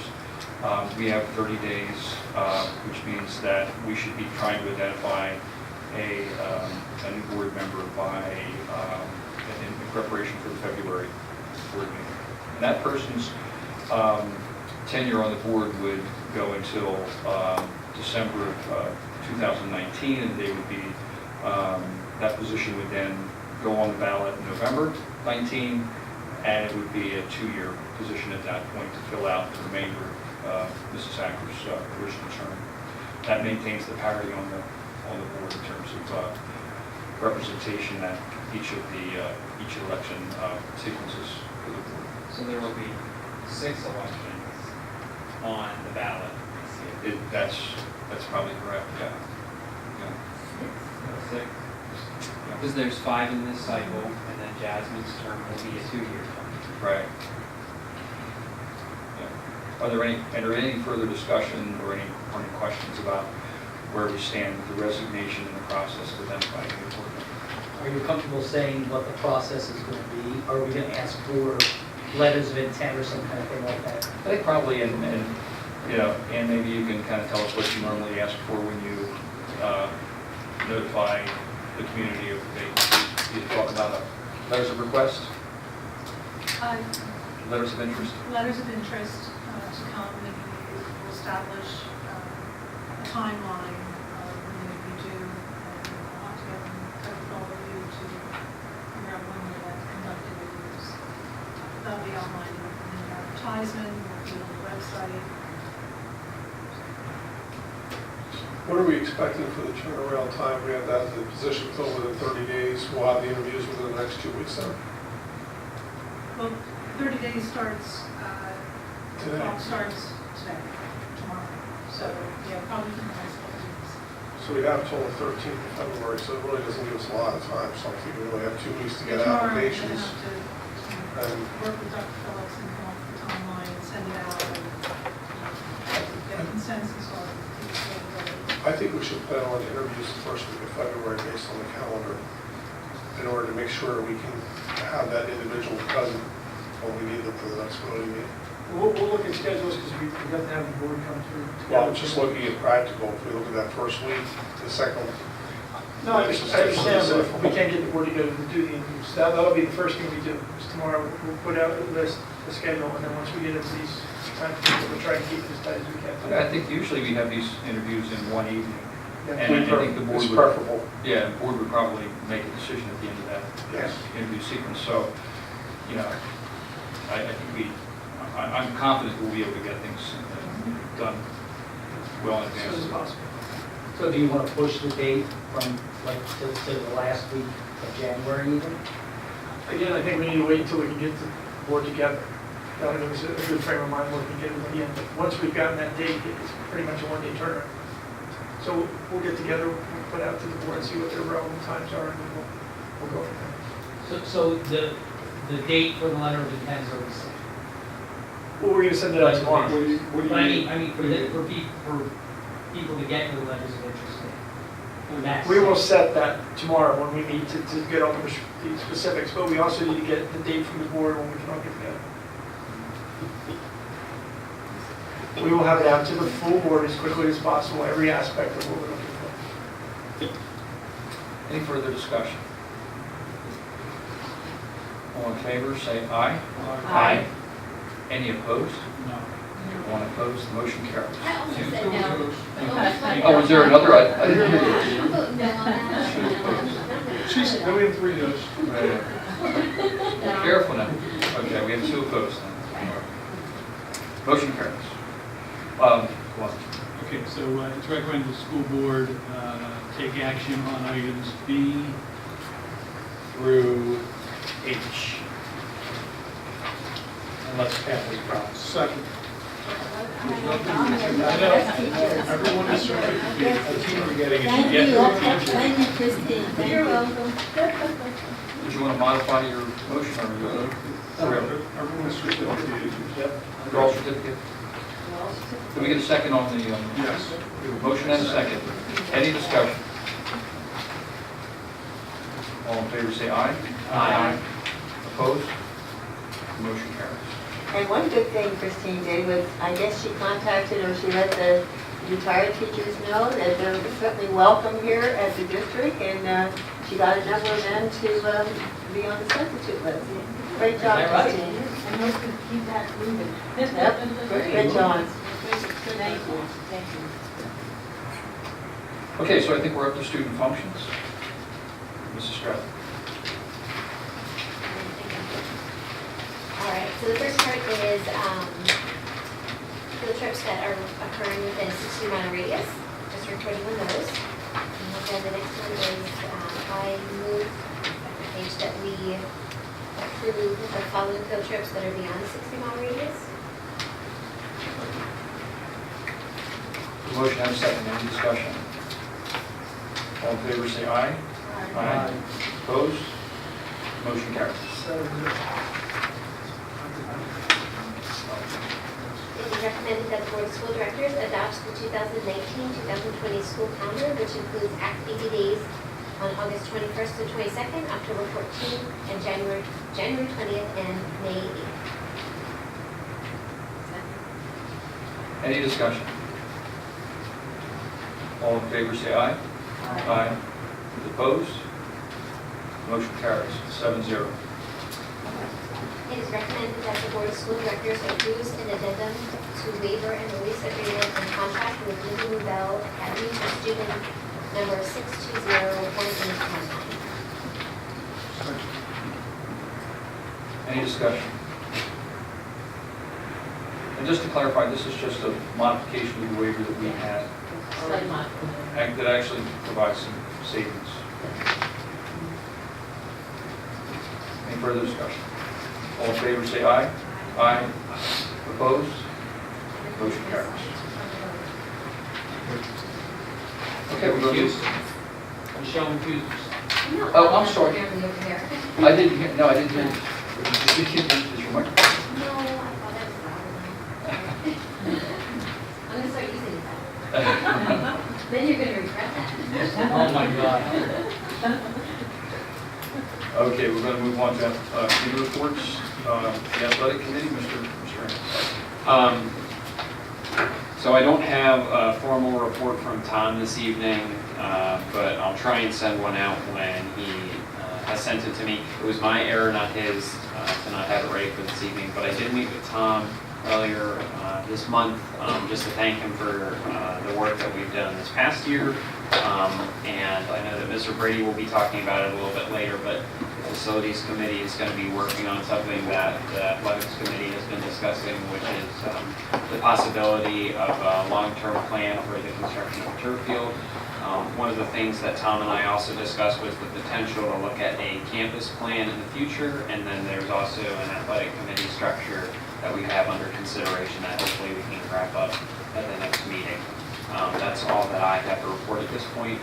I also sent out the minutes to the board, or maybe, did I send out the minutes to the rest of you guys? Because they were posted on the website. All right, well, I will send the minutes to everybody here tonight and from our previous meeting, and they have been posted on the website already. So that's all I have to report. Thank you, Mr. Aaron. Curriculum Committee, Dr. McClendon? So can I ask a question about this consent? Sure. So, I saw some people were just getting letters, others were reading it. That's not consent. What the consent is A, B, and C. Okay, so that's all. That's when you utilize the consent agenda, you're not necessarily itemizing every one of But those. tonight I heard some people doing that was, so, that you're supposed to be doing it. It's suggested, it's not required. All right, okay. All right, so, I move that, And then can I just say that there might be certain items on the agenda that require some additional clarification at times. You know, for instance, the resignation of Mrs. Hacker was something we obviously wanted to talk about, so that wasn't really clumped into the totality. But a lot of the other things we've talked about at workshop previously, so don't really require a lot of elaboration. I move that the Board of School Directors approve items in 12, items A, B, and C. Request to be before.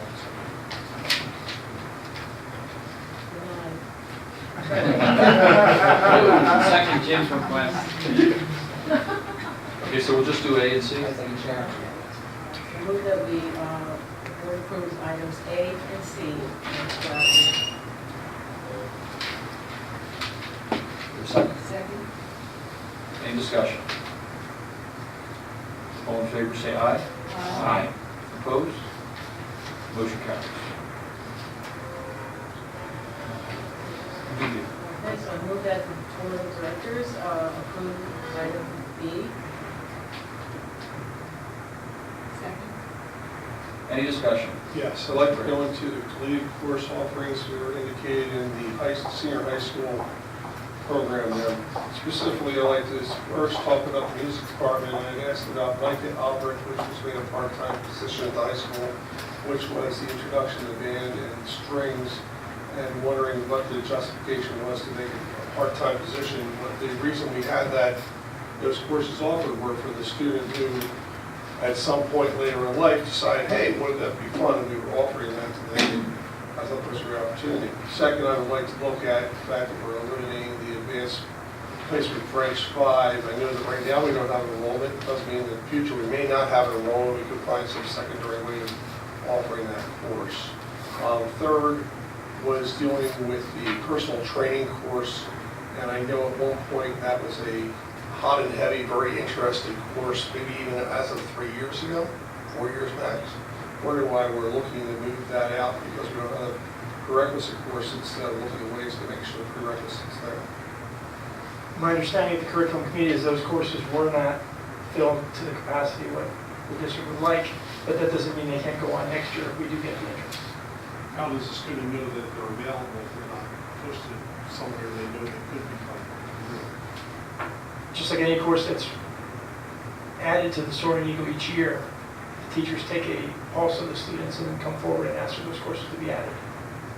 My understanding is that they discussed them and there wasn't enough to fill the classes, so that's why they were dropped for this year. So now let's return to the part-time music instructor. What's going on there? My understanding with that is those classes also weren't up to the numbers and he's being used at junior high. Yeah, he's being used in the programs. So we haven't lost the position. No, we've not lost it. Okay. Wasn't the French 5 also because they're not taking it now? Exactly. They're It's not ready, numbers. so they won't be able to get it. It's in numbers as well. The Soaring Eagle is an annual document, and so, just because for next year, those courses aren't in, doesn't mean that they're gone permanently forever and ever. It just means that based on this year, when high school administration sat down with department chairs and looked at the courses in the catalogs and interest in that type of thing, it didn't make sense to offer those courses for next year based on student interest. Could that change in 2021? It could. It might not, but it could. And there were also courses that had been carried for years that were never offered, so they were just True as well. removed. Well, I guess when you use the phrase student interest, I know that we've been looking at our blended offer using cyber as another alternative. That would If add we to have those that students. those 3 or 4 students who would want to do Yes, the French 5, I think that's where we should be looking at that. and that would be a use for that. And we're actually doing that now with German 5. Right now with like literally there, we don't have, we have no students that want to go that far with French at this point.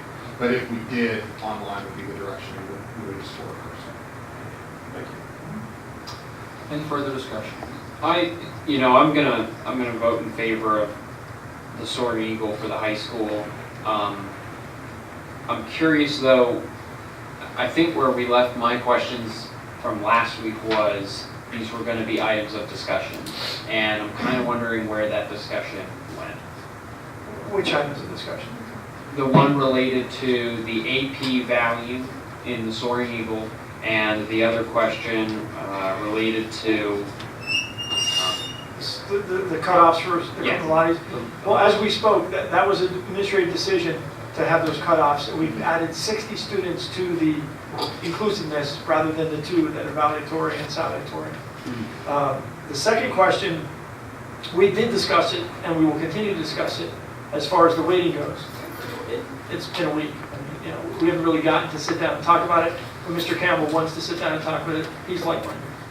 okay. When I expressed that, last week when we were talking about it some, and I said further discussion, perhaps I should have been clearer. What I was implying is that, between, this year and when, the next Soaring Eagle comes out in January of next year, that provides ample time for department chairs and AP teachers to talk with administration and get some background on, are there very specific reasons, why we've structured it this way, and that type of thing. Yeah. I apologize if I implied that would be done in the week, but that was not, that Yeah. wasn't what I was. So I guess I guess to be frank, I was just a little bit frustrated because those are beliefs that I have, and I've had them for a while, and I think it would have been better served to the board to have the opportunity to have that discussion before we approved it 1 week after we saw it. And I realize that this is primarily an administrative document.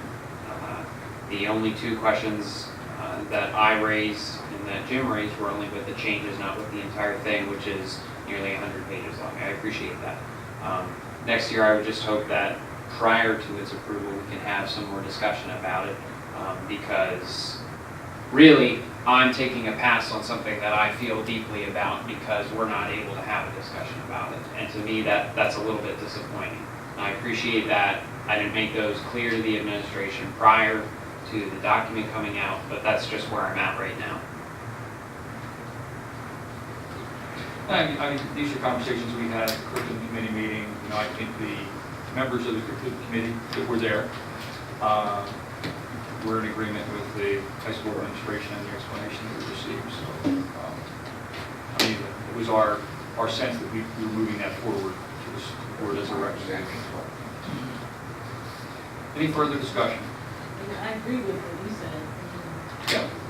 Discussion about it. You can vote no if you don't agree. Well, it's not reasonable to vote no for this because they are two small things, but they do affect more people than just one person at the school. And it, you know, I appreciate that you two didn't agree, but I didn't really get an opportunity to have that explored at all. So something That's why it's a vote of the board, so you can. Sure, there's but many we times have disagree the with something. transfer of time of 1 week. And like Bob said, this wasn't something that could be changed in 1 week, especially if it needed to be discussed among the administration. But I think, in all due respect, when you're asking about the designations, I fully support what he did. I mean, we've gone from a valedictorian and a salutatorian to inclusive of 60 students. I don't agree lowering the bar. I don't agree that we should have a lower bar. I think we're looking at like almost 50% of our kids. You've taken the short shine out of a designation. As I said to you, it's almost like a participation award at that point. There has to be a higher bar, like a valedictorian and a salutatorian. We are going to the Latin system, so 60 students now will get that, special designation. And I know you have a concern about the weightedness and so forth, but that's part of the designation. You take those courses to get that designation or that recognition. Not saying there's anything wrong with being a straight A student, but if you're above straight A student, then you would get the highest recognition. So that's where the thinking of the administration when they sat down and went, I get 92 so much, 97, and then 100. So no, we heard you, we talked about it again, but he's comfortable with those designations and inclusive of 60 more students than we've ever had, and I agree with him. And I think the other board members did as well. Again, I apologize, I was a little flippant when I said, we took your input. I didn't mean it that way. We did take your input, but I didn't change any minds. I think everyone still felt that they were comfortable with giving 60 students a recognition now, when in the past it was 2. Well, even when you do a summa cum laude, magna cum laude system, you can still have a salutatory and valedictorian. I mean, there's always someone who's either, I've seen classes where it's down to the 100th and not the 1000th. And that's why we went to this system. 2 years ago, we went away from valedictorian for that specific reason. That system was like that with the board. I've seen that actually. We're opening up now. We'd have to can the whole system. We've been in place for 3 years ago. Speeches. That's a Popularity contest? Absolutely. Well, if you want to look, that's one way to do I it. hate popularity contests. I understand that, but there are great districts that I've been at their ceremonies that the students have picked 4 speakers, and they've been tremendous speakers. There's students from every avenue of the district. It's not just the 2 highest kids. They may choose this student from that group, and that student from that group, and that student. 4 fresh faces that would have never had the opportunity to be on that stage and use their voice to express their 4 years. So, not necessarily a popularity contest, but each section of the student population has a voice. That's never been the case when you just let your valedictorian and salutatorian speak. Will there still be a ranking available for the colleges? That has been talked about for 3 years now, yes. If you I'm just need making it, sure we're still, the last 3 years we talked about it. if you need it, we will provide it. Okay, because but- certain schools will say. Absolutely, we've talked about usually the militaries and some of the other schools. That's all part of the process, yes. And quite frankly, I don't know if they've really thought that far along the way of who will speak. But that's one of my suggestions. I've seen it done. And it just adds a special touch to the procedures or the program when each section of student body has a voice. Any further discussion? All in favor, say aye. Aye. Any opposed? Motion carries. Okay, we're going to move on to additional committee reports. Facilities, Mr. Brady. We'll be meeting next Tuesday evening at Wrighton Elementary School, starting at 6:30 p.m. During that time, we're going to review a request by the Athletics Committee to examine potential for use of turf and replacement of one of the ball fields over at the senior high school. We're also going to discuss the new sign for Lausch Administration Building at that time. I'm hoping that when both groups get together, we can have graphics, costs, and that way we can have a thorough conversation. Also, during that time, I'd like to review the improvements or possible changes that were made at this high school that would reflect what we encountered when we visited there last month. Yes. Thank you. Thank you, Mr. Brady. Personnel Committee, Mr. Japina. I have nothing at this time. Thank you. Policy Committee, just want to remind committee chairs that we're trying to put together these basic operation guidelines for the implementation of 000 sections of the policy, which is all about school board operation. As I think Hunter mentioned, and relative to what he said about developing a foundation for what represents the function of his committee, I would hope every committee chair do the same and try to develop a general, say, philosophical statement in terms of what it is that your committee is charged to do. And I would suggest that you consult with your administrative liaison in the development of that document. And then what we'd like to do is put that together, and that would be part of our basic operational guidelines.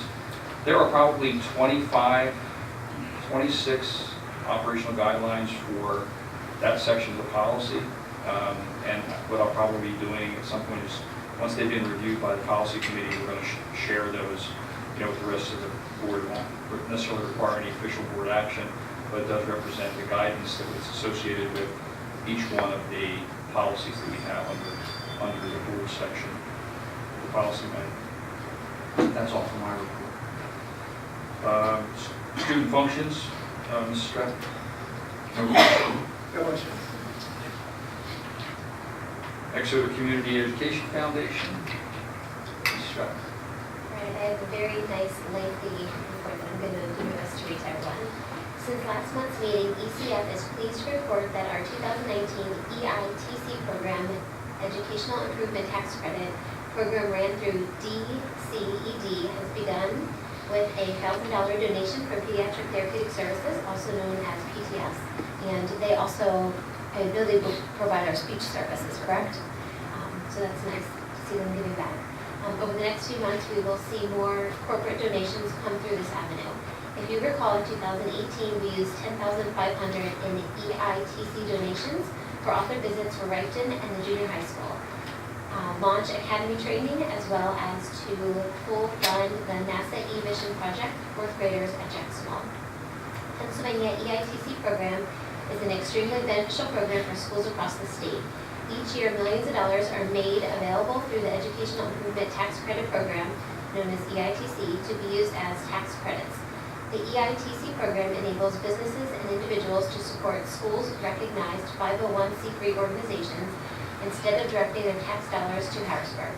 Historically, Exeter has used EITC dollars to purchase digital whiteboards, countless iPads, Polycom distance learning cameras to help subsidize the start of the junior high school musical to text program, and to pay for half a dozen teachers to go through Project Lead the Way training.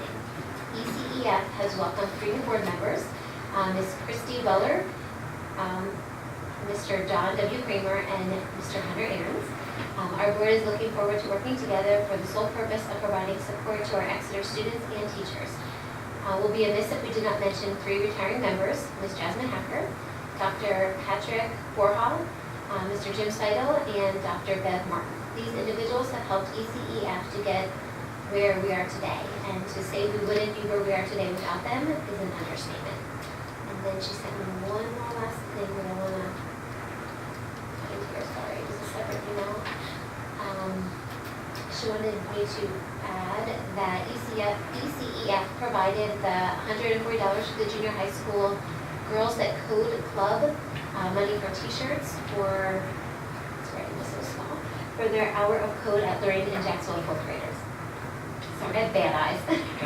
Sorry. All right, great, thanks, Mrs. Graham. I'd also like to say that Mr. Seidel and Dr. Martin both moving out of the district, therefore are no longer really able to participate in the Ed Foundation. Berks Career Tech Center, Dr. McClellan. I do not have a report because we did not meet since we had our next school board meeting. We meet next week on the 23rd. Okay, thank you. BCIU Board of Directors, much like the BCTC, BCIU did not meet in December. The next meeting will be on this Thursday, January 17th. Legislative Liaison, Mr. Gillum. Dr. Hamburger, there's not a lot going on in this area. Both Harrisburg and DC are very quiet. Harrisburg because, of course, new legislators have come in and everybody's trying to find their footing, in DC because of the shutdown.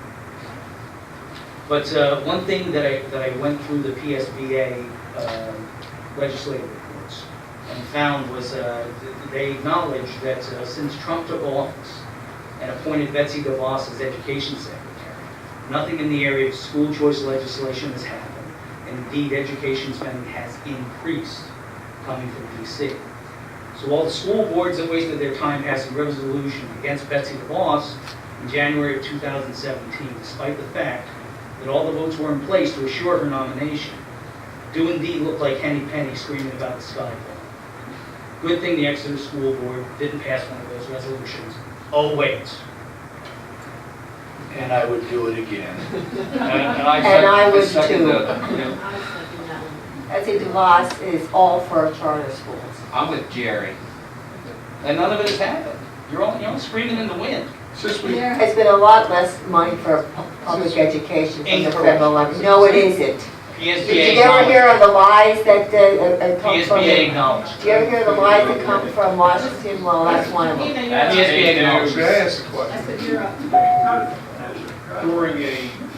During a recent PSBA, or actually I think it was an article I read, there were a number of cyber charter schools that did not receive the renewal of their charter. 10, 15. And I'm wondering if we have any of those that we're currently paying for, and if we are, why are we still, if they don't really have a legitimate charter?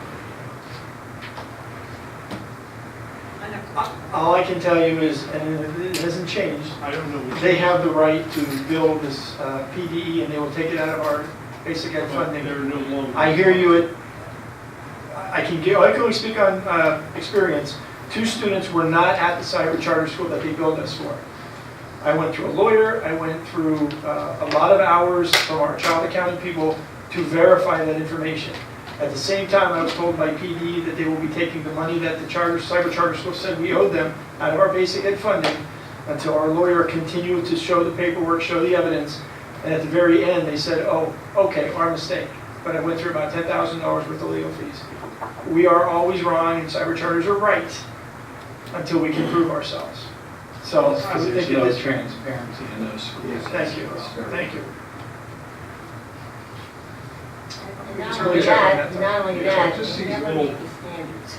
I mean, one thing when you're approving illegal, another thing you're just not making the cuts. We can certainly check on those things. Well, why didn't the state put the clams on? Welcome to Pennsylvania. Because of money, private money. Democrats want it, that's why. That's why. Well, I think It makes that's- sense now. It's really It's the important that districts have to enforce or investigate whether students are actually attending when they get bills. That's not fair to school districts. We're using resources that really were not intended to use. Let's move on to Township Borough Liaison, Mr. Japan. Yes, the township, Exeter Township reorganized. I've been in touch with Lisa Vanderline, but at this point, we've not set any dates to meet. Thank you. Superintendent's report, Dr. Phil. Thank you, Dr. Hamburger. I had a nice lengthy report on Safe to Say, and Joe stole all my thunder, so we're going to talk about that one. Good job, Joe. I did. But you're cutting in my time? Wow. You gave it to me, so. And I say this once again, Exeter Senior High School finished first place at the Berks County Science Olympiad held at Kutztown University on Thursday, January 10th. It's becoming a bit of a dynasty. I think as we talked last year, we were really close going to nationals, and because of a little glitch, we didn't get there. I think we're looking to get there again. There are a lot of students that I want to talk about, but I'll just do, for sake of timing, I will do the first place. They're all the same students' names. The first place winners. Astronomy in first place, Mason Doflin-Ure and Adish Ranhawa. Dynamic Planet, first place, Evan Donachi and Chris Good. Geologic Mapping, first place, Ashton Datko and Ben Japina. Good thing he got his mom's skin pulse.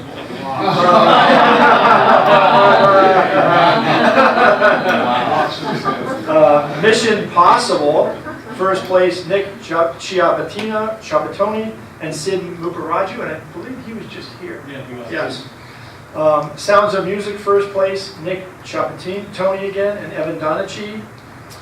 And then a whole host of the same students, second place in Boomaliever, second place in Circuit Lab, second place in Codebusters, second place in Fossils, second place in Forensic, Yashika Kagathapu, and Lauren Posey, some of the names we haven't said at this point. Experimental Design, third place, Nolan Watts was in that group. Mousetrap Vehicle, third place, and Water Quality, third place, was Min Nguyen. So again, these students just go and just knock it out of the park every time.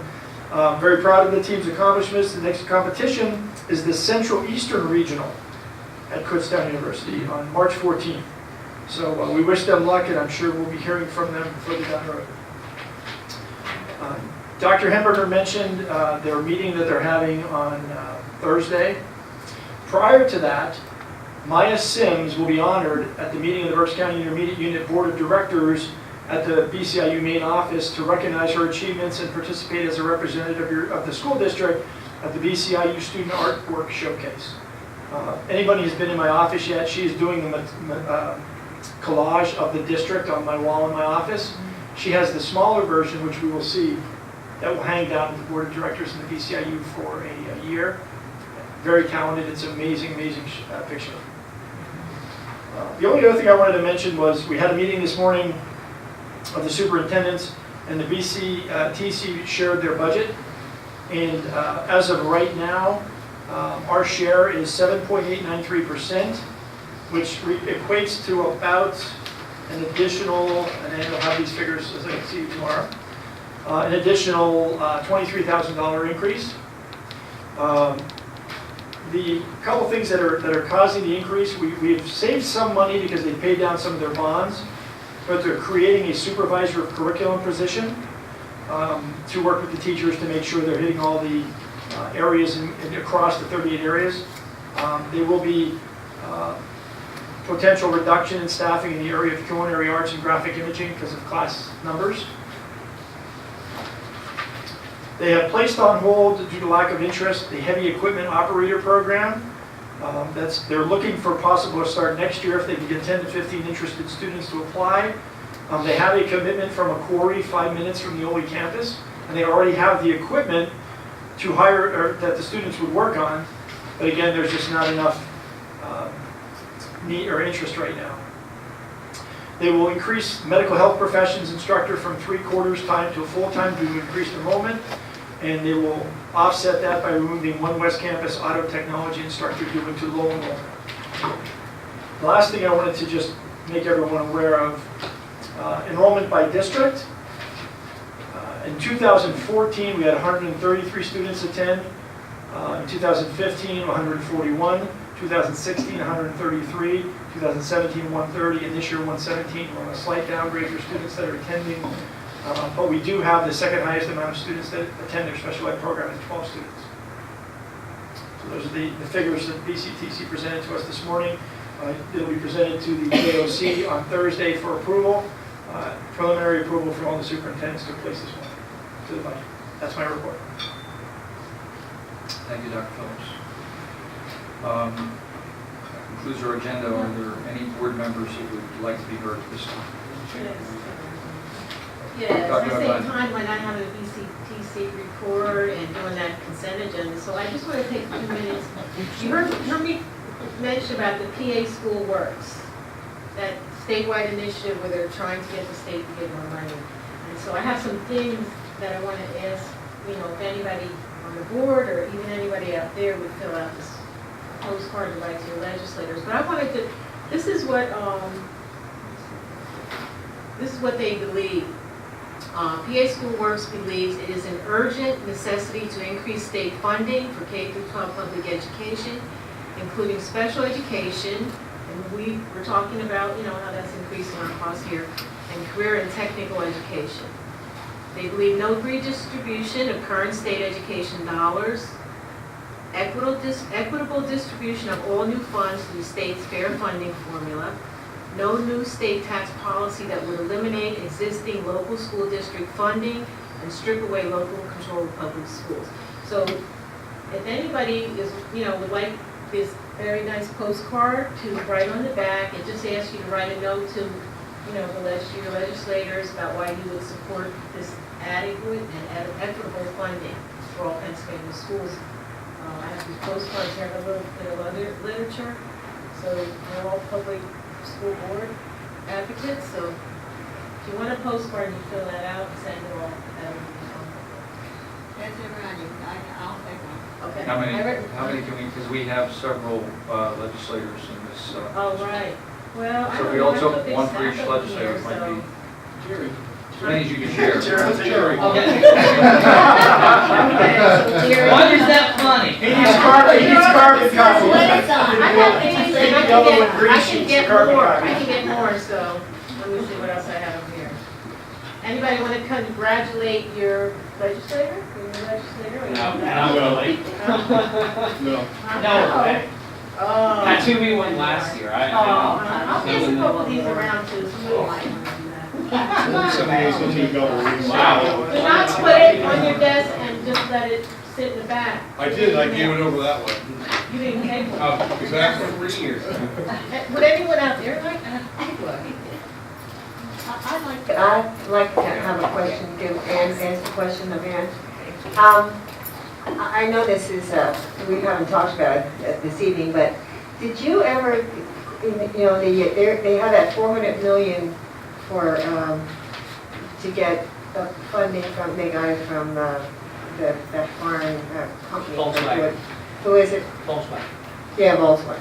They work for Russia or China. They're from Germany. No, we're not talking about Russia. East or west? Don't get me on Russian, There is no. especially Russian.